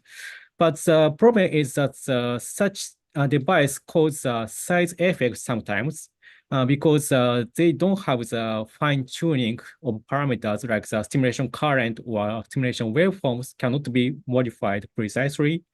And just only one side can be stimulated so that the multiple sides cannot be controlled at the same time. So, and we are now developing a new device to stimulate multiple sides of the neural nerves to get the functional motion. And this research started from the collaboration with Professor Hirata's group. They have been developed a new technology combining the neural stem cell transplantation and the FES. So generally, when the lower motor neural function diseases, they cannot move, patients cannot move his arms or legs as he intended. But in this technology, neural stem cells can be transplanted inside the nerves. Then the neuromuscular junction can be reconstructed inside the body. So that by stimulating the nerve, we can reconstruct the functional motion. So in this case, rat leg motion was generated by switching the stimulation manually by medical doctor. So as you can see, he's switching the stimulation site so that the leg can be moved. So based on this technology, we want to get more precise control of our body. So we have been developing a new device to stimulate multiple nerves to contract the muscles connected to these nerves so that we can get the functional motion of our body. So far, we have been developing a 4-channel neurostimulator, which means that we can stimulate 4 different nerves at the same time so that we can get the 4 different motions. So for example, by applying this technology to rat, we controlled ankle and knee joints at the same time. So the unique point of our device is that we use wireless powering to fully implant device and just use 2 coupled coils. So by changing or controlling the wireless powering frequency, we can send the information which nerve we want to stimulate and how much we want to stimulate. So for example, here is the example. So when we change the powering frequency from 95 to 90 kilohertz, the device inside the body detects that change so that it starts to stimulate peroneal nerve so that the dorsal flexion of the rat ankle can be generated. When we change the frequency from 95 to 110, the stimulation site is changed to tibial nerve so that the plantar flexion can be generated. So like that, by changing the wireless powering frequency, we can change where we want to stimulate. And also by modifying the amplitude of the wireless powering, we can also control the stimulation current. So when we use a higher amplitude, we can stimulate higher current to the nerve so that the motion becomes larger. So by using these technologies, we can control the rat leg. So here is a specification of our device. So we have the 4-channel, and actually theoretically we can increase this channel up to 20. And also the stimulation current can be precisely controlled. In this case, we can control in 4,000 steps. So very precise control can be achieved. So by using this device, we control the rat toe position in real time. So the left side shows the visual feedback control. So we just detect the rat toe and knee, ankle, knee, and hip positions and control the rat toe position to be the center of this orange circle. So this orange circle position was manually controlled. So that's, as you can see, it's a kind of the reaching motion of the human. So we can precisely control the position of the toe. And also by adding the feed forward control, we can reconstruct the relatively faster motion like walking. So in this case, we make the trajectory of the rat toe like walking. So moving up and go forward, then drop down and back to the initial position. So like the circular trajectory, we reconstructed in real time. Okay, so far we achieved such motion control under 3 conditions of the rat. But the next step is how to synchronize that stimulation with voluntary motion. So sorry, but also we also checked whether this technology can be applied to the implanted rats. Means that the previous slide shows that they are the naive rats. But also we also check whether after transplantation we can apply the same current to get the motion. So we use the rat to just cut it here, sciatic nerve, and then we inject the stem cell into tibial and peroneal nerves. And after the reconnection with the muscle, we just use a cow electrode to stimulate these nerves to control the rat ankle. So here is the result. So after transplantation, we can also achieve to control the rat toe position in real time, as you hear. So the rat toe position followed by this target marker. And also there are quantitative evaluation about the simulation current required to be the maximum joint flexion and also the impedance of the nerves comparing with the naive and transparent condition. So actually there are almost the same condition in between the naive and transparent rats, so that we can actually use our device, not only healthy rat, but also the implanted rat. And also, it's just now ongoing research, so not perfect, but we wanna synchronize such nerve stimulation with voluntary motion.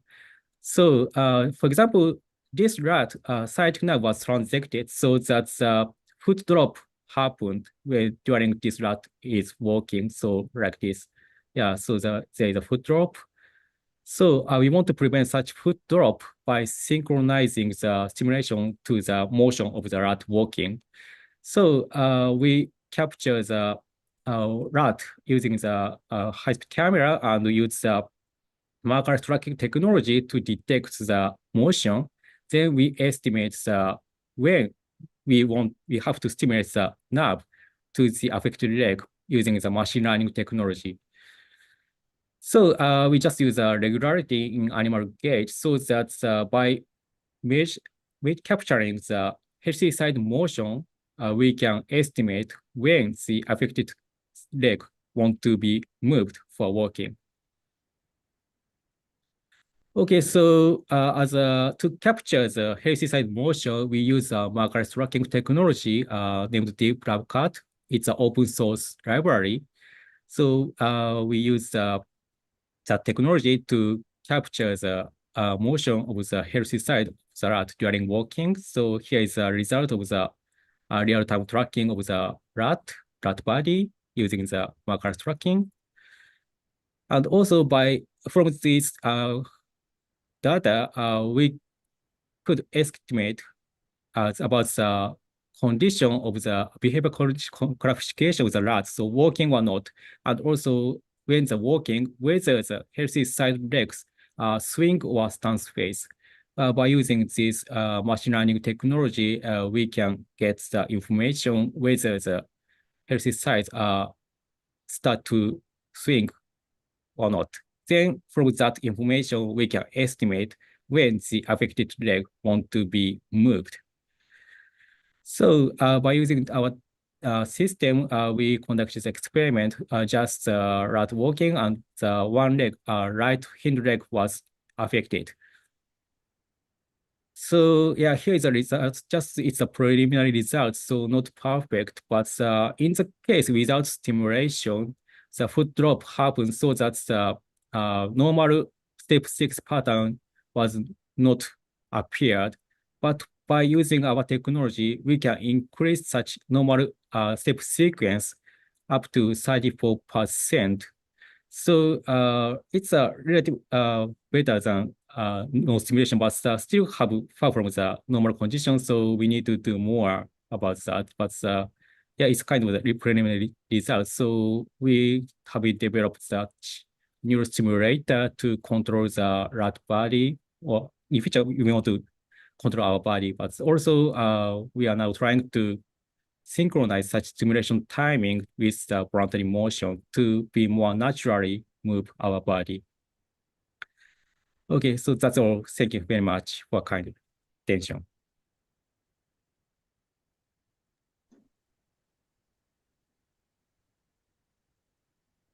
Thank you, Dr. Takeuchi. That was very interesting talk. And next, we have Mr. Jijo Paul from Resnova Technologies, speaking on enhancing medicine through technological innovations. Mr. Paul, please go ahead. Good morning, everyone. Hope my screen is visible to you all. Yes. So good morning, everyone. My name is Jijo. I am from a company called Resnova Technologies. It's been 11 years since we started this company. We are working with a wide variety of customers from very different backgrounds. We work with a very diverse group of people. We have customers from agriculture, manufacturing, medicine, defense, and very diverse areas as well, even into food processing. So these are the key areas that we work on. We develop custom technology solutions. That is, we design and develop. We have multidisciplinary team of experts. So we design technology solutions by combining various technologies to address unique problem statements. We also make special purpose machines, custom electronic products. That is, we design electronic boards and control hardware for various applications and products. We also have capabilities into robotics and automation, and then AI and cognitive technologies. So wherein we address data-based problems as well as image processing and signal processing-based challenges as well. I'll briefly take you through some of the projects that we have done, just to get an idea of what we do and how we do and things like that. This is a fully automated dental alginate mixing and dispensing system. This is for taking dental impressions. So we developed it for a company called ADS. It's a very unique product. It stands as the world's first product for this particular application, and it holds an international patent. So we were the hardware partners for this product. The entire hardware that you see here was completely developed by our team, including the electronics as well as the software. This is the project that Dr. Joseph discussed about. We were the hardware partners with them. So he had raised this problem statement considering the situations of amputees and things like that. So this is a great gathering for discussing this project. So I'll go a little more detail into this particular project. So the thing is, we met about, I think, less than a year back. We were having a very casual discussion, and he just discussed some of the problem statements that he was facing. And at that point of time, he was working on this problem statement by trying to implement a mechanical mechanism in order to give the grasping functionality to a person with a person who has a forearm amputee. And his idea was to achieve this through gears and mechanical mechanisms.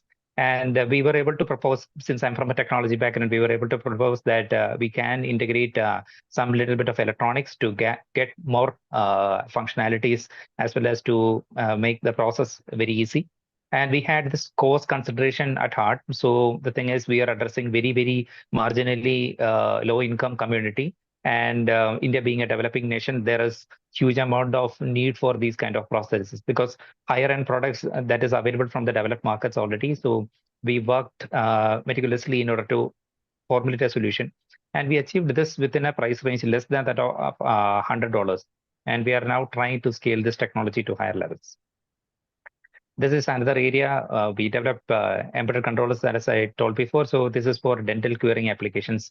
This is a cost optimization project wherein we develop a much lower cost hardware to cater to the same problem in the industry.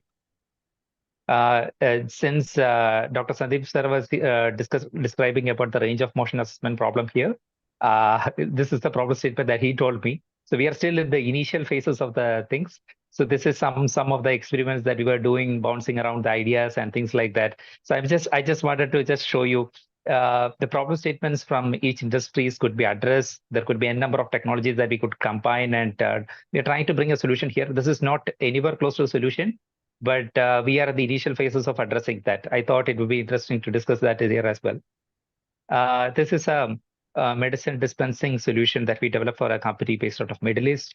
It's a pharmacy automation robot primarily intended for small pharmacies and hospitals. So this will make the dispensing process easier. And we also developed a tabletop dispensing solution. It's a very compact machine for dispensing strip-based medicines. I also want to talk about a couple of other sectors also. The reason why I'm discussing that here is to gather some interest. Probably in your area of work, you might be able to see areas where you can use some technologies and bring out solutions. Since we are pursuing some innovative solutions here, so I think it will be better to just skim through some of these ideas. So this was developed for a company in the plantation sector. They were having thousands of hectares of plantations, and they wanted to have a device that can clearly evaluate the yield of rubber trees. It's a rubber tree sap is drawn by cutting through the trunk, and the sap will ooze in. But it could be affected by n number of parameters like fertilizers, the level of nutritions, the seasonal changes, the availability of rain, water, and things like that. But in order to come to conclusions and take important decisions regarding the farming strategies, they wanted something. So this now stands as a world's first product for this particular application. There is nowhere else. They don't have any particular solution for this one. It's a very low-cost product as well. This is also an interesting problem statement. This is into agriculture again. This is a detection system for assessing the presence of pest. So the way in which it works is they attach the sensor to the trunk of the tree. They will scan it for a minute, and it will observe through the audio signal patterns. So this particular larva is red palm beetle. It will attack the crown of the coconut palm. That means the top of the tree. And it is very difficult to detect this because it's a concealed stem borer. So inside the tree, it will be boring from the inside, but nothing would be visible on the outside. So what we did was we used audio processing strategies in order to look for bite patterns of the larvae, and we were able to successfully bring out a solution for this. Now this product functions with more than 80% of field accuracy, and we got a couple of national level recognitions for this product. This is an entirely different domain, computer vision, wherein this was developed for ATM surveillance and security. The inferences that you see on the screen, multiple person detected, person being attacked, and weapon detected, all these inferences are done by the system itself. So the thing I want to convey here is that systems can be designed in order to interpret data and make conclusions based on what information is available. There could be a number of use cases in your industries wherein you can use similar technologies to make interpretation by the systems and help make decisions or help take steps on various aspects. This is a data processing solution wherein this is particularly a search tool for finding documents in huge databases, which has millions of documents. Technology has completely changing, so we can develop much more and do more using these kind of texts. And this is for data that is already predefined and which is existent. Now, this particular solution looks at problem statements in a slightly different manner. It is looking at the data that is not previously available, unstructured data, and which are new upcoming data. So you don't know what is going to come in, and it is looking for patterns and trying to observe and present results. So there could be a number of use cases in various domains which does not have a predefined set of matrices. So to evaluate such problems, we can use AI technologies in order to interpret these kind of problem statements and solutions. And these are some of the areas that I wanted to have a broad discussion about. So these are the five, 6 areas that I believe is going to greatly impact in the technology sectors. And we are happy to collaborate if any of you have any problem statements that can use any of these technologies to come up with solutions. Now, today we have huge number of advancements in technologies and sensors, which can give very precise analysis of sensory data and things like that.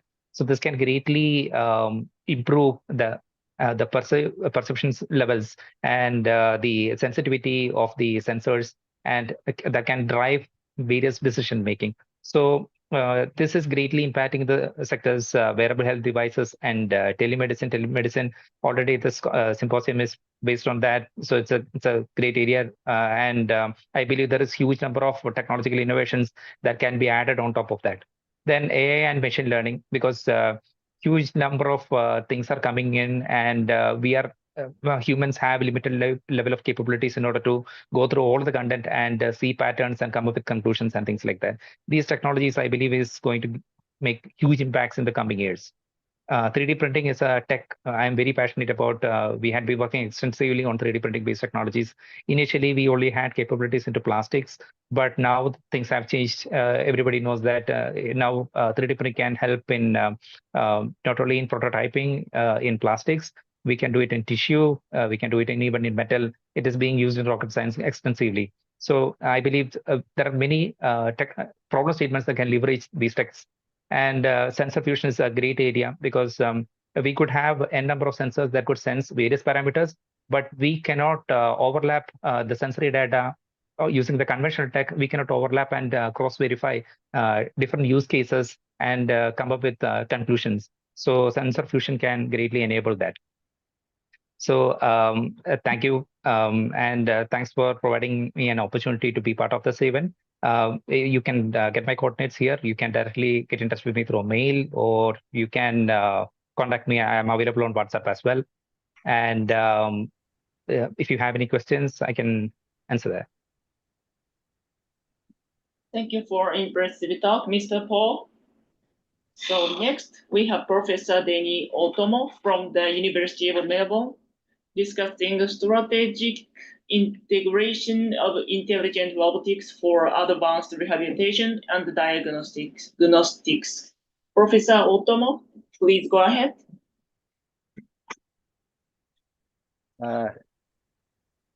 Thank you, Dr. Ueda.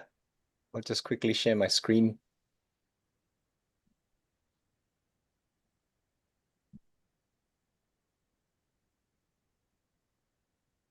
Can I check that you are seeing the correct screen? Yeah, we can see it. Thank you very much. Apologies for the long-winded title earlier. That was a tentative title, and that was given a while ago or a few days ago before I decided on the content of the talk. But today, I guess I shortened the title a little bit. I just call it Interfacing Human and Robots in Clinical Applications, and I thought that would be more in line with the topics of the day. And thank you for the introduction. My name is Daniel Tomo. I'm with the University of Melbourne, and I'm also an advisor to Robotimize, who's the host of the event today in Singapore. Thank you very much for inviting us to be part of this very important event. I run a laboratory in Melbourne. We work in the area of human-robot interaction. Today, I'll be talking to you about our work in artificial limbs or prosthetics, since it's in line with what we've been talking about for the day. Outside of that, we also apply human-robot interaction in other applications, such as rehabilitation robotics, in which capacity I'm mostly involved with Robotimize. We also look at other industrial applications such as sheep shearing. We developed some technology to help mitigate injuries for the sheep shearers and so on. So let's get started. This is a video I took back in 2015 when we, in the early days of working in the prosthetic area. Featured in this video is a person, Mark, was visiting us from Tasmania. He is above elbow amputee using an or at the time it was myoelectric actuated prosthesis with an elbow and wrist, and he was showing us the difficulty with which these interface work. He was trying to deliver a glass of beer to his mouth, and that was quite difficult at the time. He was just explaining to us how this is done. This is in the university pub just outside, and yeah, that was pretty difficult. Right, so from that point on, we thought, well, we were going to work on prosthetic anyway, but one of our students was making a point that we should reduce the wastage of beer and work on this area so that people can drink their beer more successfully. So that was a lighthearted way of starting the project. So to start the project, we started working on a vehicle, a hardware vehicle that we could use. At the time, we thought it was too difficult to rely on commercial devices. So we work on one ourselves, in many ways, very similar to what Dr. Thomas and Mr. Paul's work that has been presented. We opted to go with something quite straightforward. It was practical because it was done in a single print. We didn't have to assemble the system afterwards. And it just takes very little time to assemble because mostly it was printed in one go.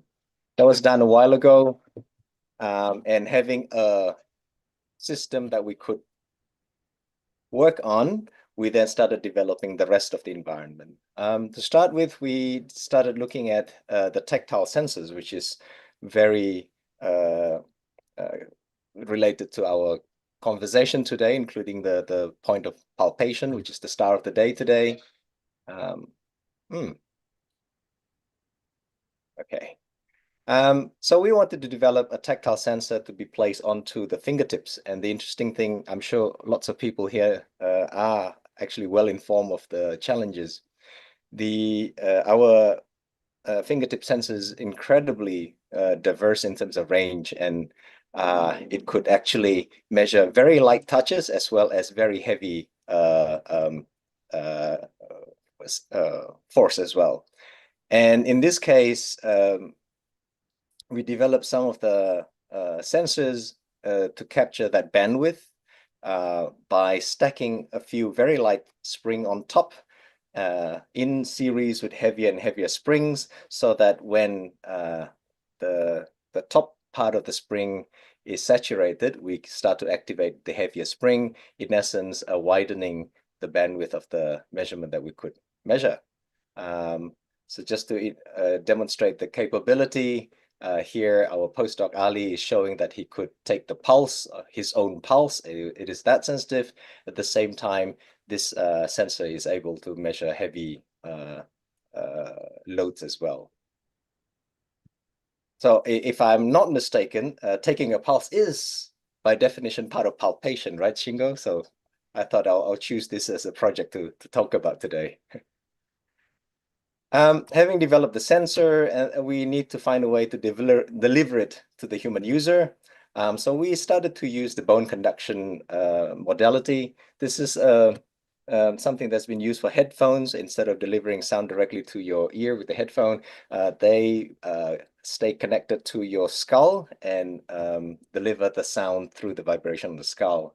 We made some modification of technology to place it on our, well, the funny bone on our elbow for the prosthetic application, and we ran some study to understand the capability of humans in understanding such feedback.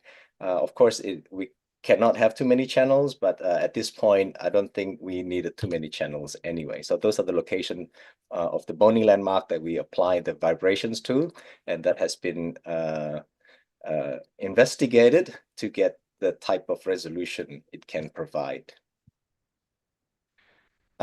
We also recently started looking at skin stretch, and I know there are quite a few people in the world who started looking at this. Quite a few groups in Europe started looking at this as well.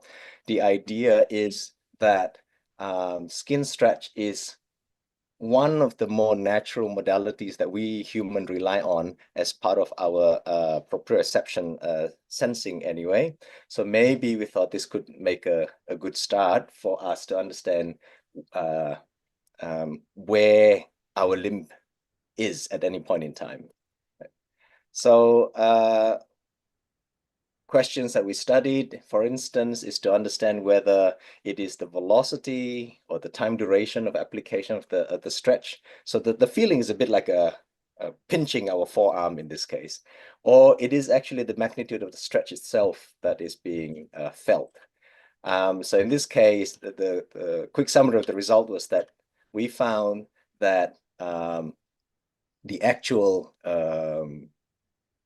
variable that humans are sensitive to is the actual displacement of the stretch itself. So we took that result and we expanded it further. We started looking at whether there is a lot of interference if we were to put two of these skin stretch devices on one forearm as opposed to two, and the result was not surprising that there was a lot more interference. We are not very sensitive in terms of distinguishing two sets of skin stretches on one arm, and so that shows that potentially there is a significant limitation to the bandwidth that we could of the information we could convey through this method. The result is not very well aligned with some of the findings in the past, so we are talking to some of the other laboratories to see if we could run a benchmark on our results. So having sent the information back to the user, we would like to also find a way to obtain the intention of the human user in driving the prosthetic, so the afferent signal. And in this case, we also looked at the traditional ways that we have obtained the signals from the human, and there are lots of ways to do it. Surface electrode is obviously one of the more common ways of doing this. We also have Dr. Okajima's work today. looking at another way of analyzing this intention in the forearm, and also oh, I don't, the screen has gone blank. I missed the name, but there was another work on neuromodulation as well. Fantastic work on addressing this problem as well. We decided to go with the tactile sensor that I showed you earlier. And we built a band, an array of them, and we built a band out of it, which we then put around our forearm. Now, how we arrive at the solution, or at least one of the solutions that we thought of, is because there are a lot of muscles that lies deeper in the forearm. And these muscles are quite difficult to measure by EMG, unless you have surface EMG, sorry. You either have to have other techniques that you saw earlier today, or have an invasive method to get the reading from the deeper muscle. However, if you just grab your forearm and move your fingers, you could actually feel the movement, right? So the movement itself can be felt on the surface. It's just that the muscle itself is deep. So we thought, why not we put a band together. This is not quite force myography, but we intentionally place very light springs around the forearm so that we could detect the very little movement around the forearm. So this is based on the change of shape of the forearm. And the results been quite interesting. Wow, 10 minutes actually goes fast, so I'm going to speed up here. This is just showing Ali, our postdoc again, running an experiment to collect data. This is just training the system itself in one-shot data collection. I'll just show the efficacy at the end very quickly. So it was a very quick system to set up, and we could now recognize up to 42 gestures with a reasonable accuracy. Yep.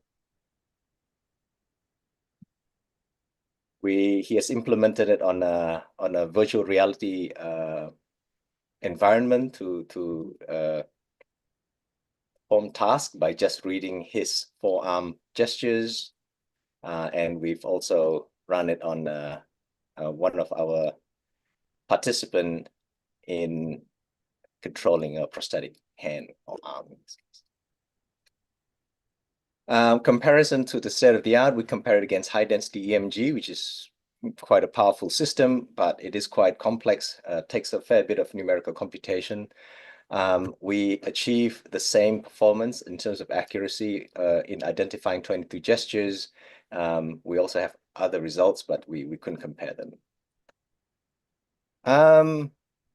The last component, I guess, is on the intention estimation itself. This is mostly algorithmic in nature. There's a lot of work in this area. This is also where we perform most of our work, because having set up an environment to hardware to do the work, we now have to write a lot of the algorithm. But unfortunately, it seems I wrote this set of slide too long, so I'm going to skip through this because it's a fair bit to explain. But if people are interested in various algorithms, you can let me know. We can talk about it a bit more.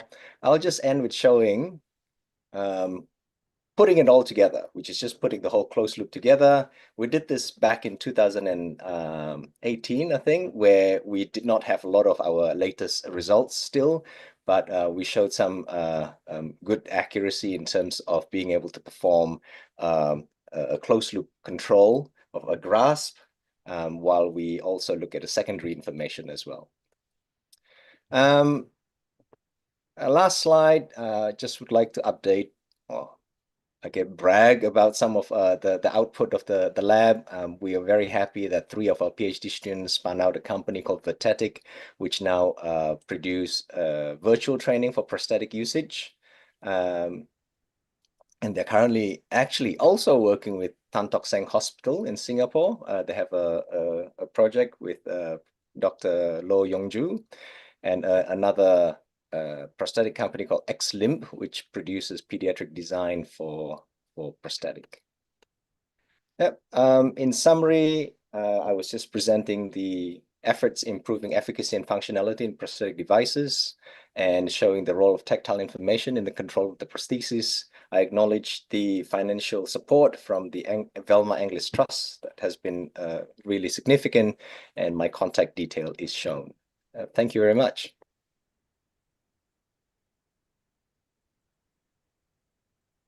Yeah, thank you for great talk, Professor Otomo.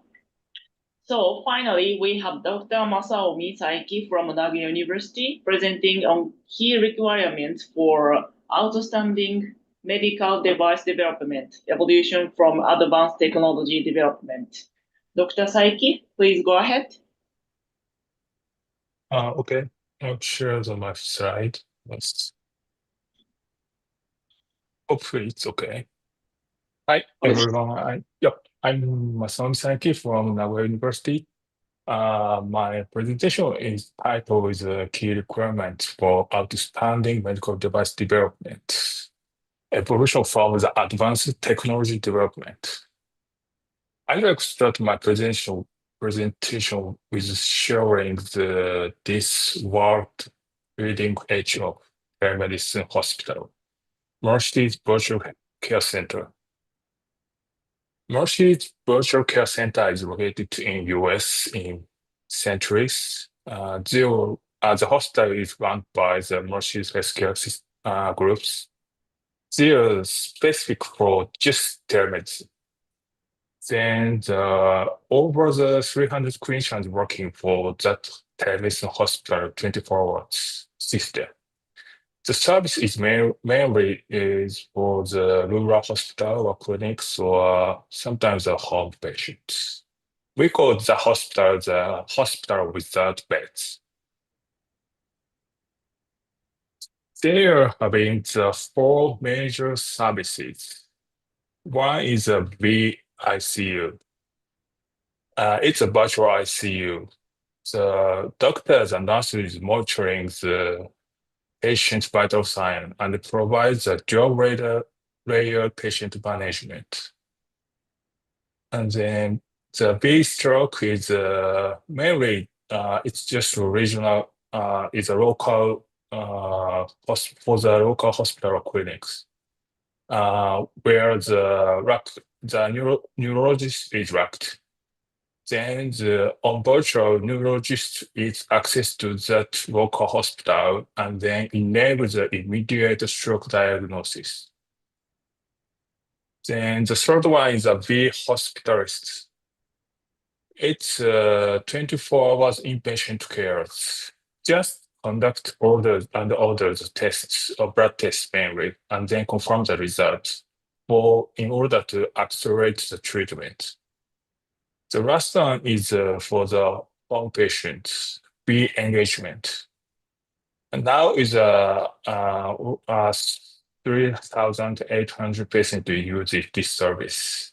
The goal is to reduce the hospitalization rate. This hospital is a world top hospital running the telemedicine, but they just running just 4 services. We have to know why they just specifically 4 services. The reason is not just the technology is hard to implement. The reason is value is there or not. They already tried a bunch of the services and they selected these 4 services. The VIC and V hospital list is mainly the reinforcement of the human resources for the on-site hospitals.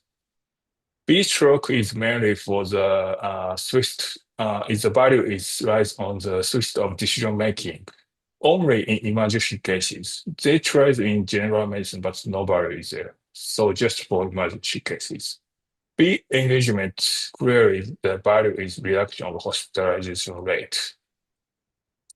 Then for making the good services, the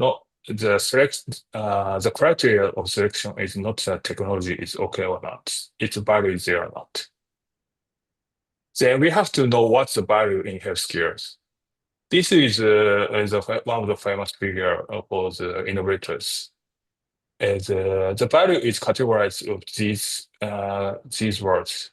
Then the lower one is the patient satisfaction or the clinician or medical person satisfaction. Many of the projects can get this type of value. But unfortunately, this type of value, it means the satisfaction is a weak driver for the innovation. So we have to clarify the more higher positioning value. Otherwise, the project can run but cannot reach to the patient or services. So when we have to find the value in tech development, we need to conduct a value exploration early before it turns into the game of value proposition. Value proposition is mainly performed after the tech is developed, but in that phase, that value proposition is constrained by the technologies. So early phases, we have to perform the value exploration and then making the some technology fit into the value. Especially in the remote telemedicine, remote palpation system, clinician performs the palpation originally to obtain the information necessary for making a diagnosis.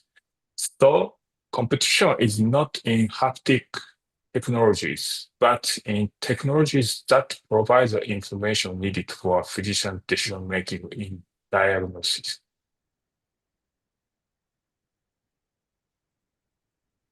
For development team getting the evolve, when the project progresses further, the development team moves away from the terms like let's develop the remote haptic technology or such as kind of technology words.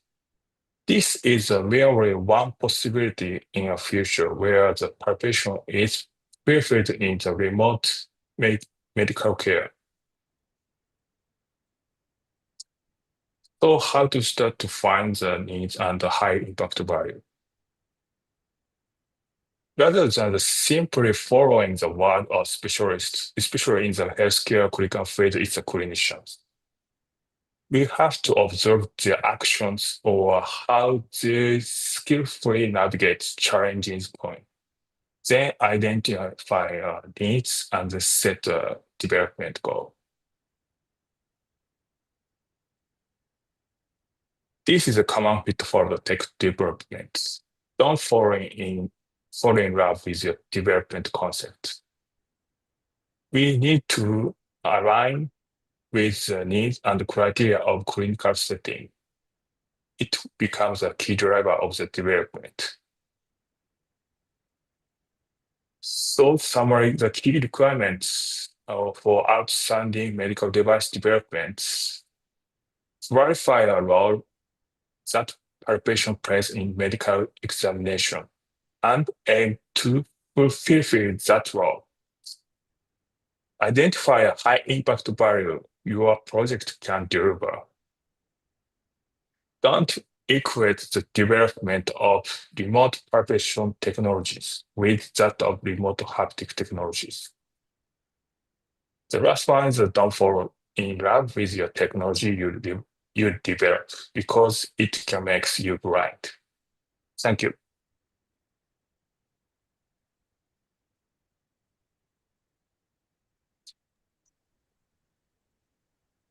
Thank you very much, Dr. Saiki. That was a very interesting talk. So we finished this speech talk, and the next talk is by Professor Hiroshi Imaizumi from Nagoya University Global Multi-Campus regarding to the future prospects for innovation following the old talks. So, Professor Imaizumi, please go ahead. Yes. Hello, everybody. My name is Hiroshi Maizumi. I'm based in Singapore. Thanks for having me this symposium. I'm not the professional in these areas, but I'm in charge of the innovation, so-called like a deep tech innovation center we have in Nagoya University. I'm in charge of that. Also, I'm in charge of Nagoya University, Singapore. So we just set up the legal entity there 1.5 years ago. Is a Nagoya University Global Campus, Singapore.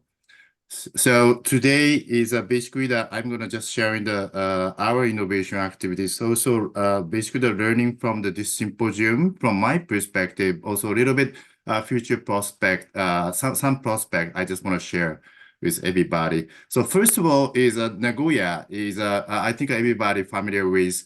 But in Singapore, Nagoya has some presence there. Last October, we set up the booth in the Switch event. And DPM, Mr. Hensukia is joining our booth. Also, like President Tang from the NUS joined our Block 71 opening session in Nagoya last November as well. Nagoya University set up the legal entity in Singapore, also having 7 offices in the Southeast Asia. So we actually really focus on this area to drive the innovation. Then so one is so talking about our innovation activity, especially partnering with NUS. We just released one article in the Straits Times. So focus on a little bit time exchange startup opportunities, talking about NUS enterprise, academia activities, also ecosystem activities.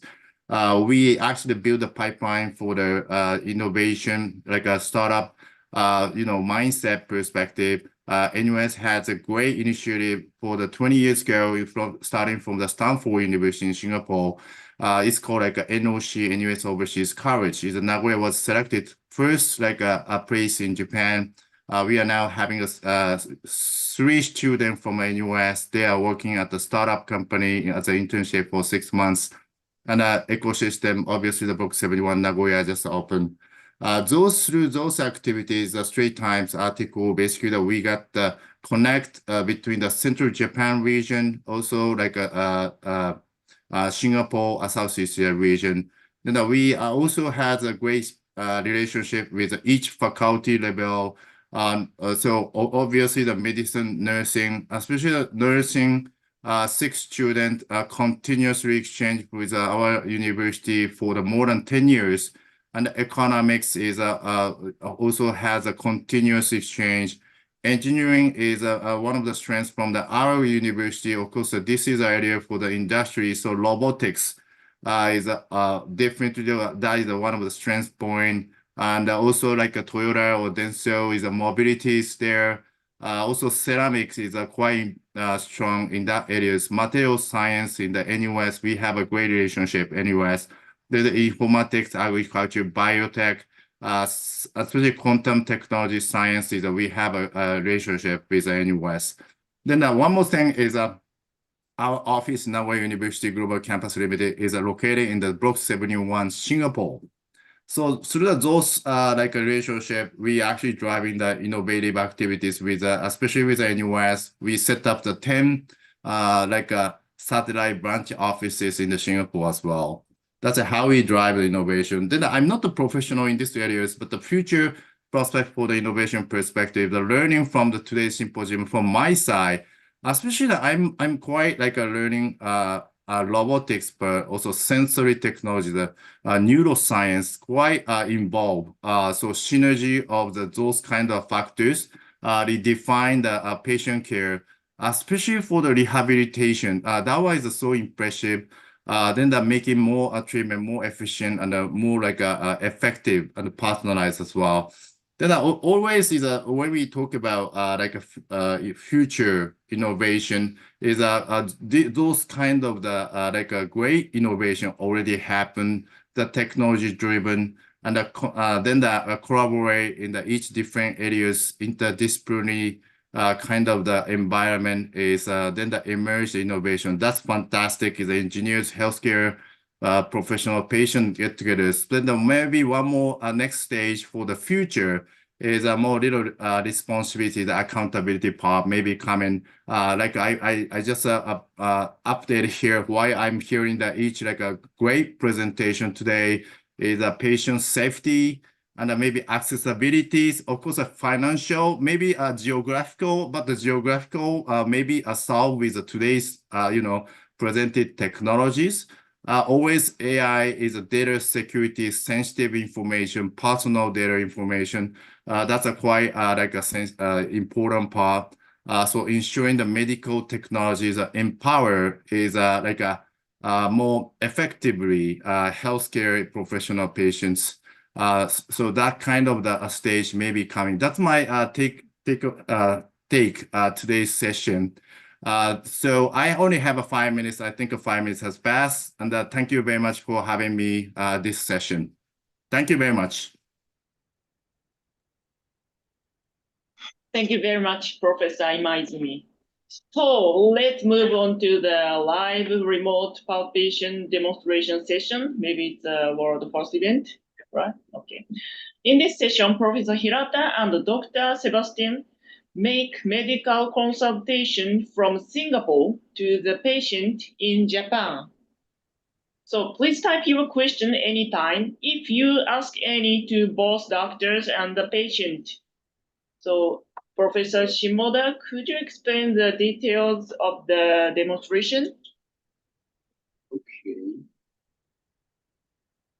Okay, so I think that now already you see the two screen on the Zoom.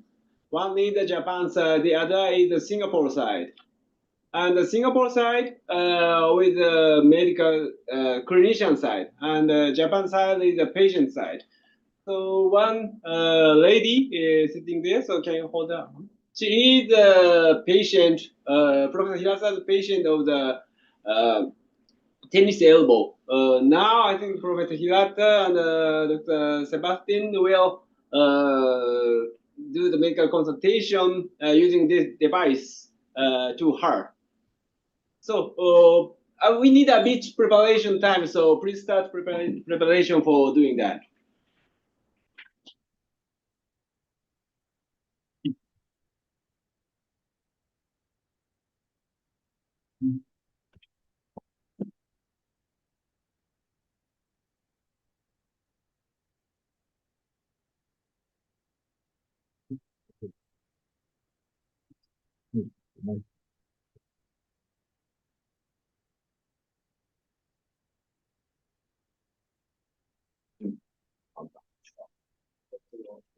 は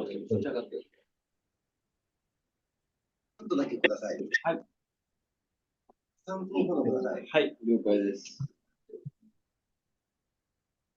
始まるか、だから、飛ばして、無駄な録画したので、ごめんなさい。これは OK です。で、つかない。わ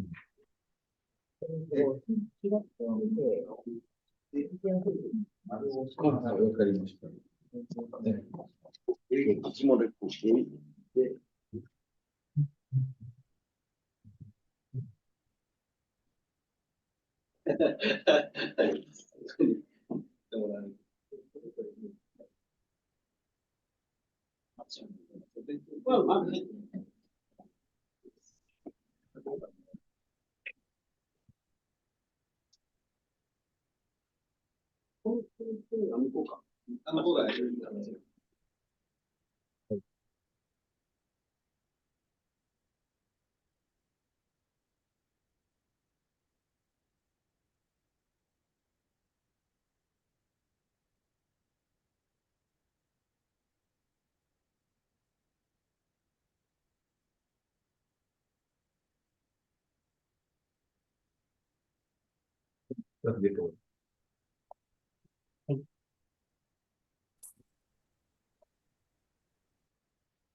OK です。じゃあ、そのカメラにしていいですか？わかりました。出力を。はい。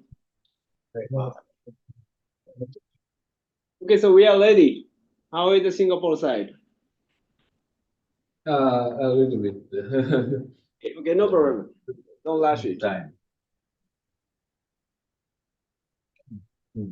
Now I'm ready. Yeah, 田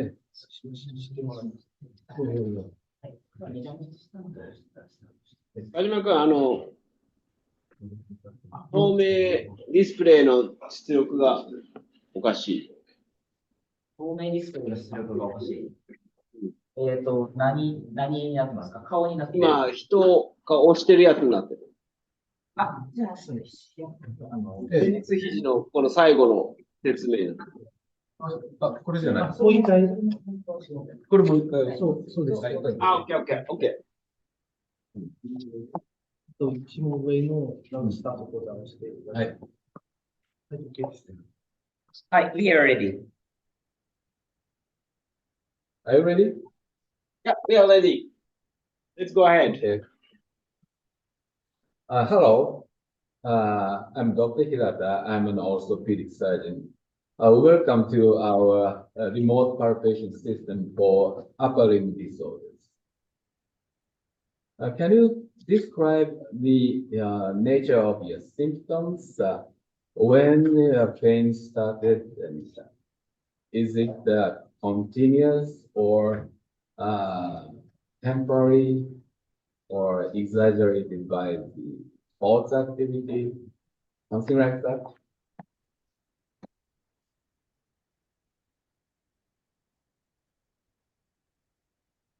I can't hear you. で、ちょっと聞こえてないんですけど。重いものを持ったときに、電気が走るように痛いと、やはり寝ているときとかも悪いときは痛いです。わかりました。I understand that. So you feel pain while making or gripping something, and sometimes you feel pain during night. Right. Yes. Based on your symptoms and disease history, I guess you have a disease known as lateral epicondylitis of the humerus. It is generally known as a tennis elbow. So I will show you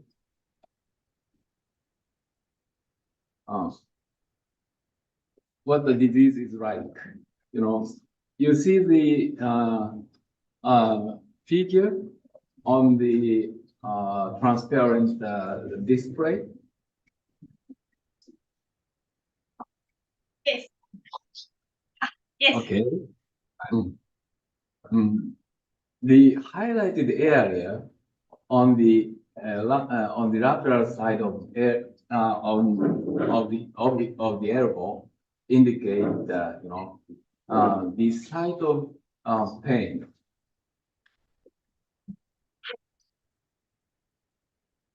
And as you see here, the muscles which you use when you extend your wrist and fingers originate. So this is a disease in which inflammation occurs at the origin of these muscles.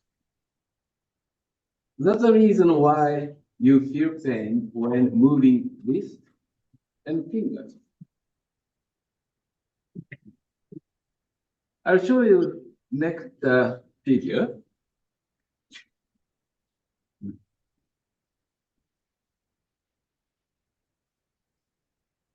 Do you see the next figure?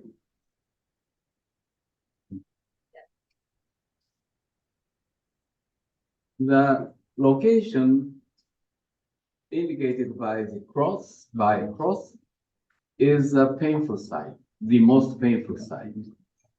But patient with a tennis elbow sometimes feel pain in the circled area. Do you have pain, or do you also have pain in circled area, especially when pressed over this area?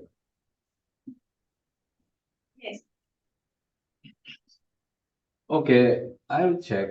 So, let's start, examination using the remote palpation system. Please, place your arm inside the ring in front of you. And you will find the bar oriented horizontally. Do you touch the bar? No. Okay.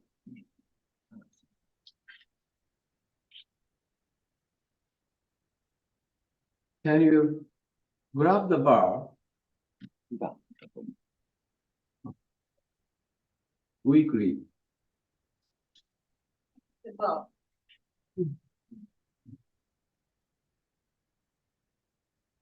Are you ready? Yes.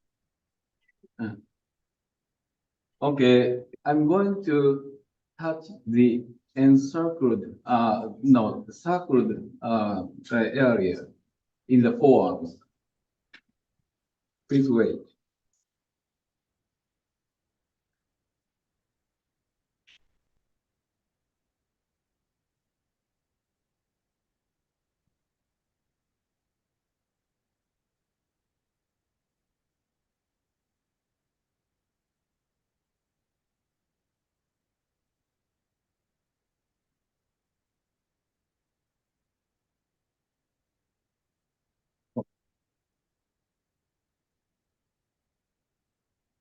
久保田先生、ちょっとずれるみたいなので、もう一度合宿調整してみます。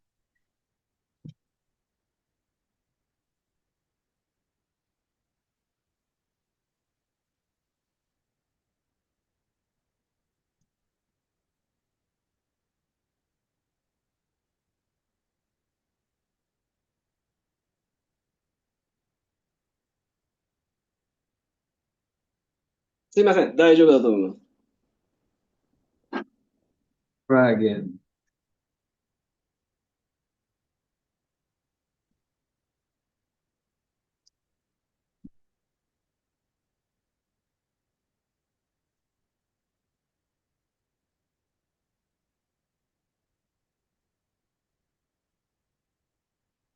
My finger will touch you and press weakly.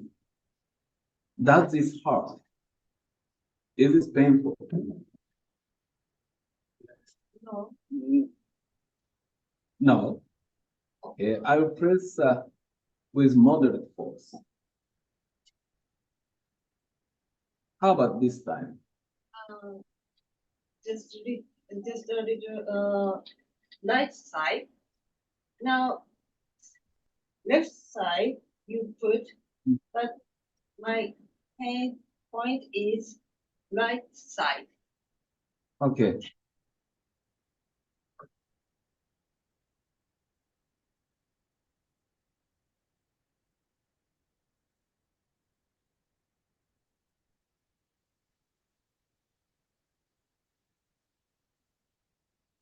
How about this time? Yeah, It this hurts? point, yes. This point is pain.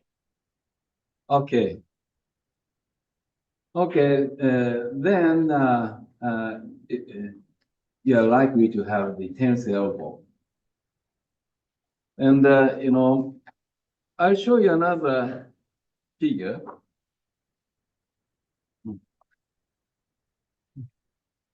So please place your hand in the circle and grab the bar. Yes. Okay.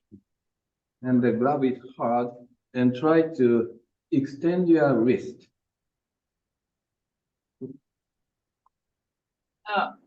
Yes. Is it painful? Yeah, I feel pain. This is a sign known as a chair test, which is a kind of unique to this disease. Then next, I'll show you next figure. To confirm the diagnosis, I want you to put your index, middle, and ring finger over the painful site with medium force, not strong, but medium force. And, extend the wrist again.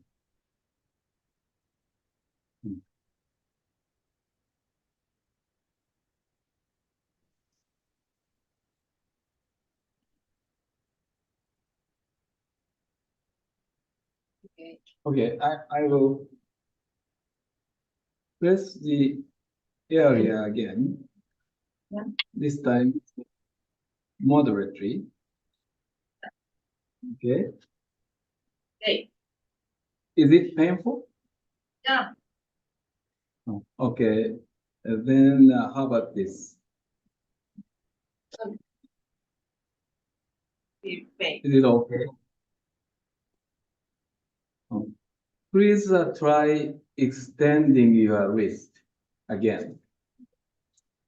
And report me how much pain you feel at the elbow. Oh.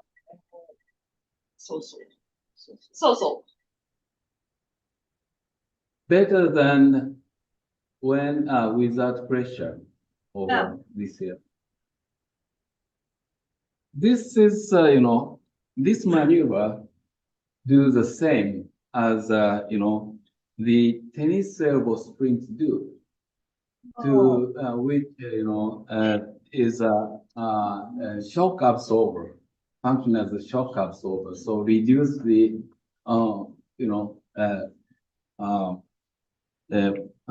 reduce the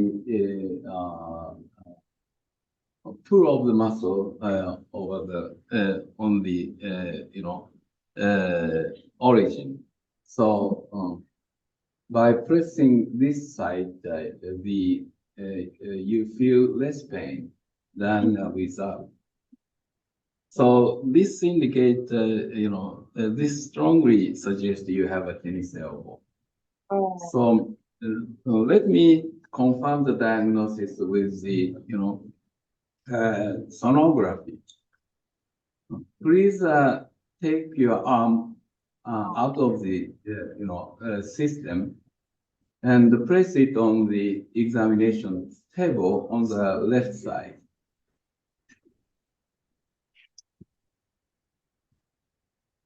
With your elbow flexed at 90 degrees.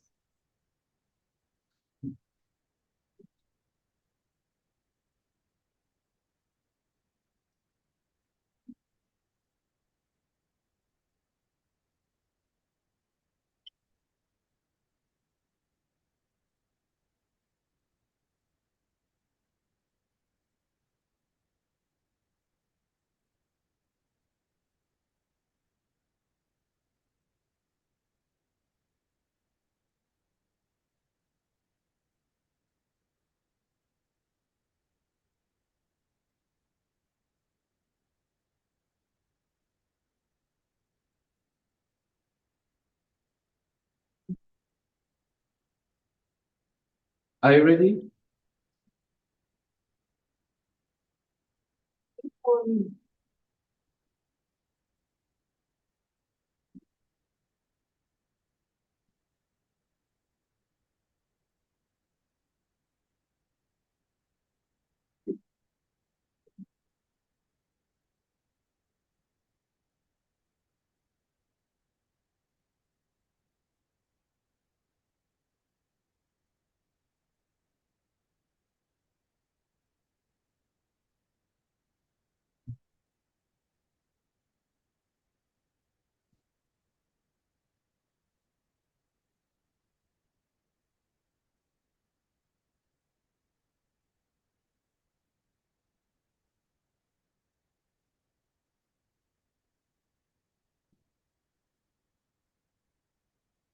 そちら大丈夫ですか？はい、大丈夫です。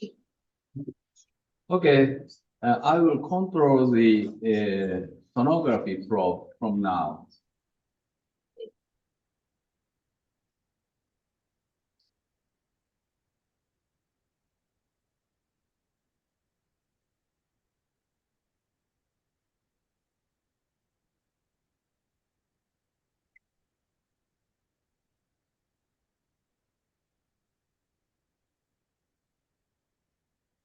Okay.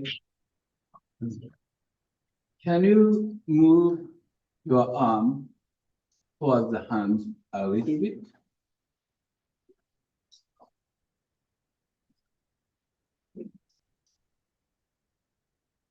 You see the white line, long line, is a radial head.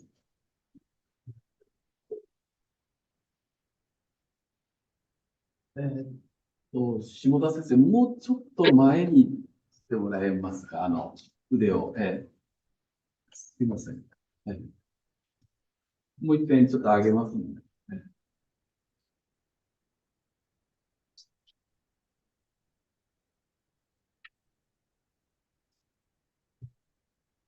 Yeah. Let's try again.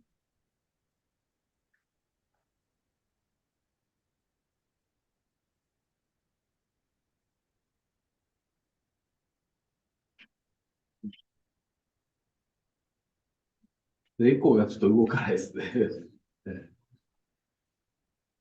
ょっと待ってください。はい。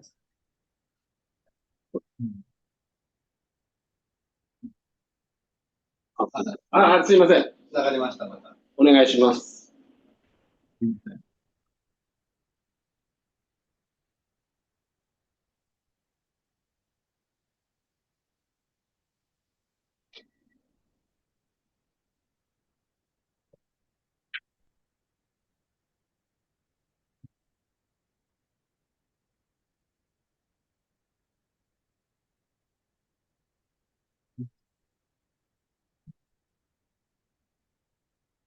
少しだけ、手前に引けますか。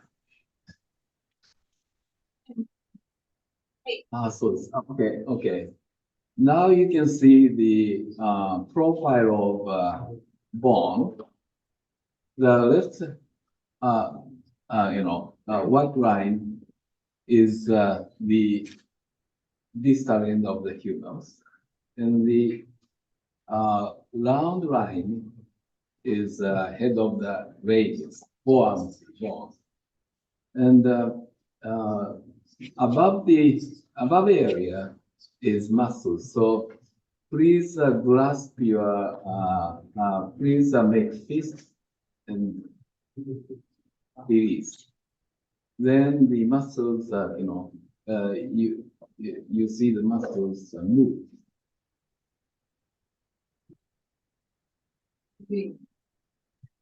And now echo shows the location of the muscle origin.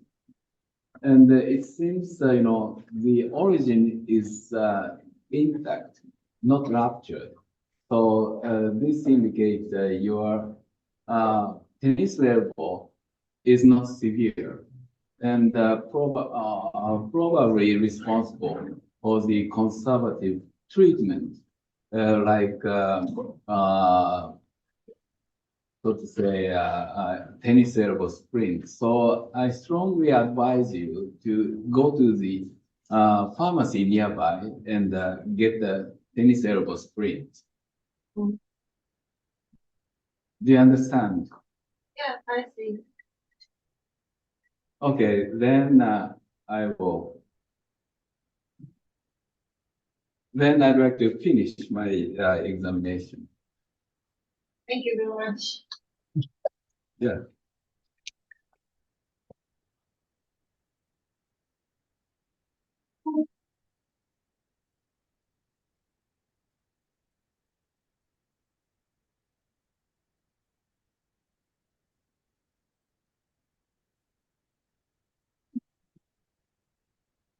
Thank you very much, Professor Hirata.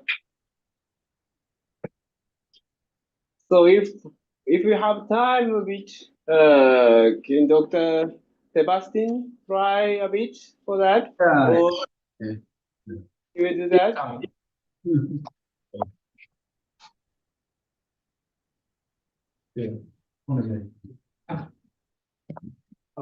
I thought the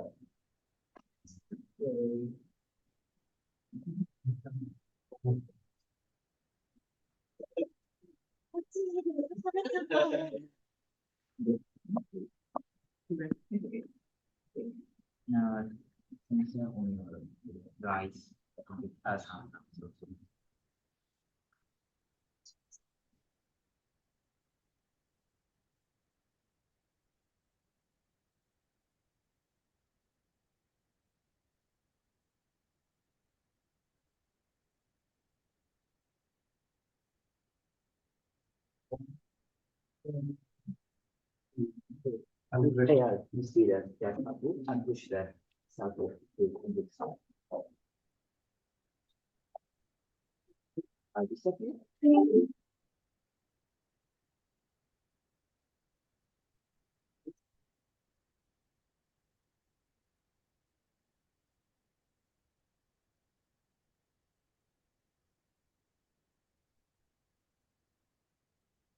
Please go out. So you push the arm calibration. Yeah, please keep this position. Yeah, then please push the arm calibration button on the left side. Yeah, good. Then you can remove it.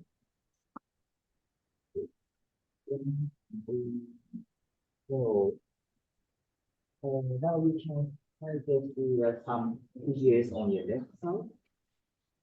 For figures, if you want to explain the things you can push that figure. The figure you push is appear on the patient side. Now the right figure is selected now. So that figure is appear in the patient side. If you push that one again, so it's getting dark. So it's that figure disappear on the side. シンガポール国立大の先生です。シンガポール、カメラでお願いします。日本語じゃなかったんですか？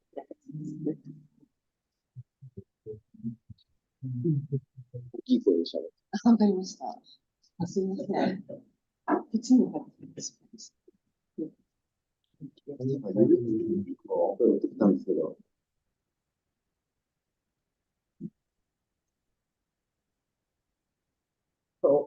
そっちは大丈夫ですか？はい、ready, we are ready. Can you hear us? あれ聞こえる？あ、聞こえてます。OK, OK, OK. 多分統合指先センサー曲がっちゃってます。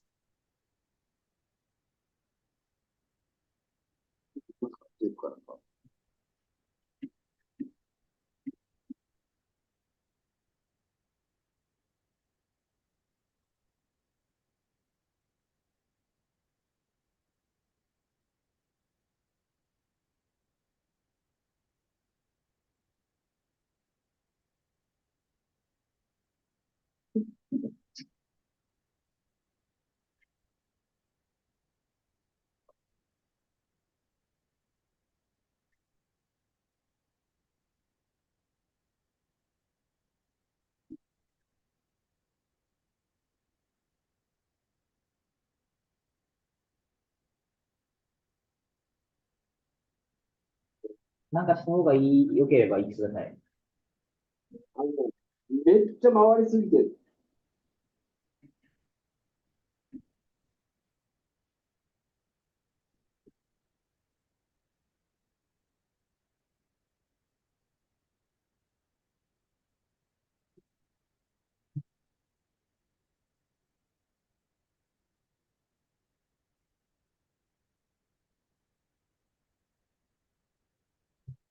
行き過ぎてる。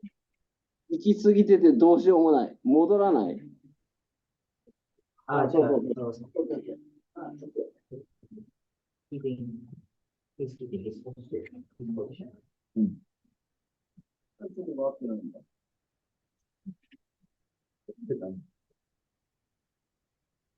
あ、それも行き過ぎてる。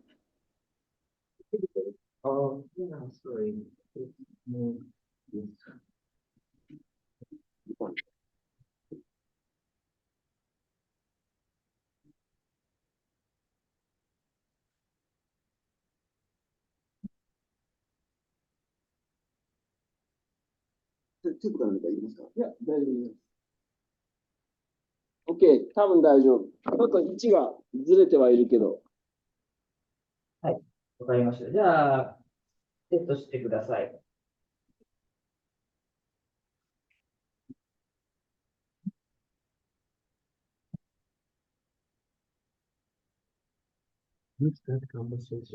Yeah, sure.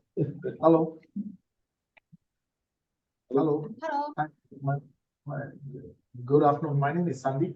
I'm a hand surgeon. Nice to meet you. My name is Kumiko.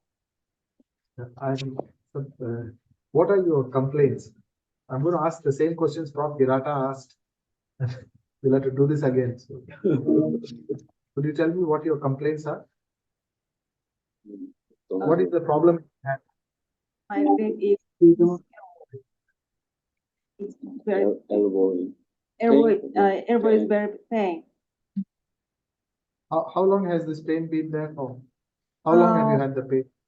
1 year ago, I felt pain. Did you have some injury before the pain started, or it just started suddenly? I don't know so result. なんか怪我したか。怪我? No. No. No injury. Is the pain getting worse or it is the same since 1 year? ひどくなってるか、その前、そう。一定のコンスタント。Constant pain. Sure. May I examine your elbow? 診察しましょうか。Please. Let me try and figure this out. Pardon? I'm trying to find out how to examine your elbow. 見つけますと問題。Please ask her to insert her arm into the system. I think my hand is already in the system. Is your hand in the system already? もう手に入ってますか？はい。はい。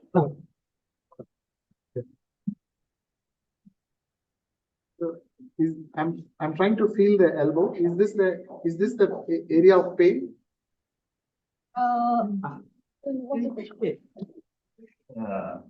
Yes. Okay. So probably should This point. Okay. I got it. So I got the program. So please action and please push the unheld version button again.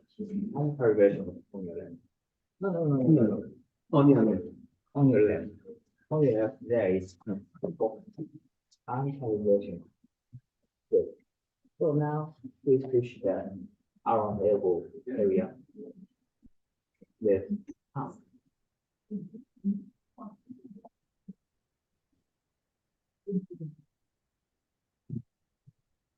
So sorry, the virtual arm and physical arm is but the position is not synchronized. So please follow the physical arm. This one. I see the. I'm following the physical. Yeah, please follow the physical arm. Push and then push the physical arm with your. I can't see the physical arm. But you can see it. Oh.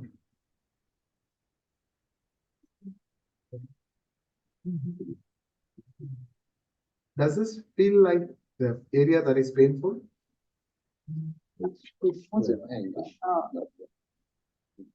Yeah. 今私のあたり痛いですか？ Yeah. Yes. Sorry. Anything too hard? Yes, yes. Yes. Yes. It's pain? It's pain. Very pain. Sorry. There is a rod at the end of the thing. Can you extend your wrist? Hold, extend. I tried. Does it make そう感じるか。手首のそうそう、うん。いや、じゃあ手首伸ばしたらどう感じる？あー曲げてます、逆に手首を。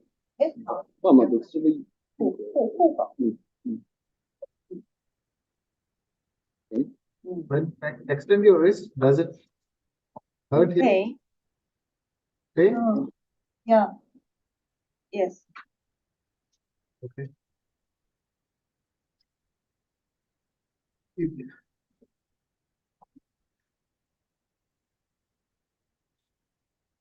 So like Prof. Hirata said, this does look like tennis elbow, and じゃないかもしれない。we would, it's okay, you can take your hand out. We would try the brace first, followed by some painkiller medication. Thank you. She's not so happy.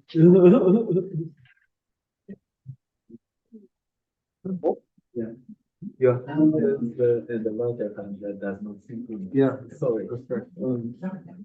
Because when I see there, I can't see the physical hand. Yeah, right. So So have and- difficulty yes, inside. Yes. We're sorry. No. Some will go. We will. Thank you so much. Now I can see, but Okay. Welcome back via 終わり終わりする終わりです。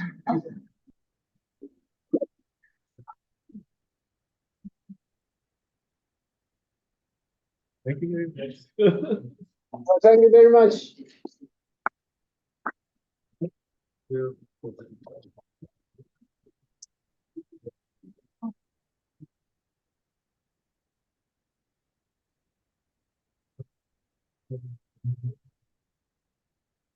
Ah,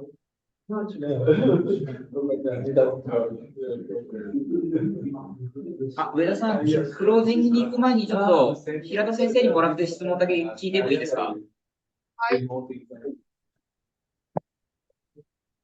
じゃあ、平田先生に聞いちゃいますね。So I got the question about Professor Hirata's presentation from our audience. So the question is, in case of writer's cramp, there are causative muscle and muscle acting compensatory. Can this system distinguish between them? So could you answer the question? We started this project. We imagined the writer's cramp involves multiple abnormal muscle activity. But after starting this analysis, we found on most occasions, in most patients, only one abnormal muscles. We found only one abnormal muscle function, and which trigger the abnormal sequence of the muscles. And by correcting the abnormal muscle activation, then everything returns to the normal pattern. So the disease or the abnormal motion appears to be more simpler than we imagined. Yeah, thank you very much for answering the question. So please, Professor Ueda, please go ahead, closing remark. Okay. So, and with that, we come to the close of today's symposium. Before we officially conclude, we'd like to invite Professor Michiro Yamamoto to deliver the closing remarks. Professor Yamamoto, please go ahead. Thank you. So I heard that the more than 120 people are joining this meeting. So I'm a little bit nervous while palpation demonstration, but I'd like to congratulate all the panelists. We could share knowledge such as state-of-the-art remote palpation system and innovations in hand surgery. Collaboration of physicians, engineers, psychologists, and officials from governments is essential to achieve the highest goal of our field. I look forward to moving forward with joint research. Thank you for your continued support.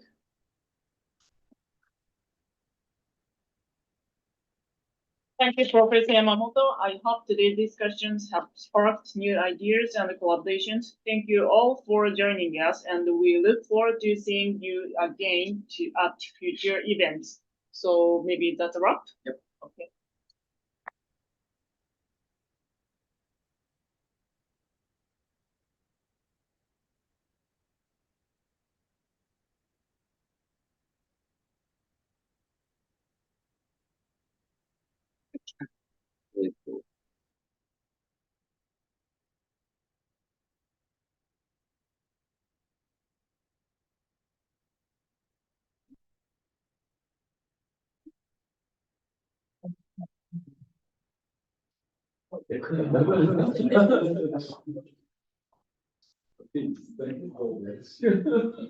Maybe we can make a group photo.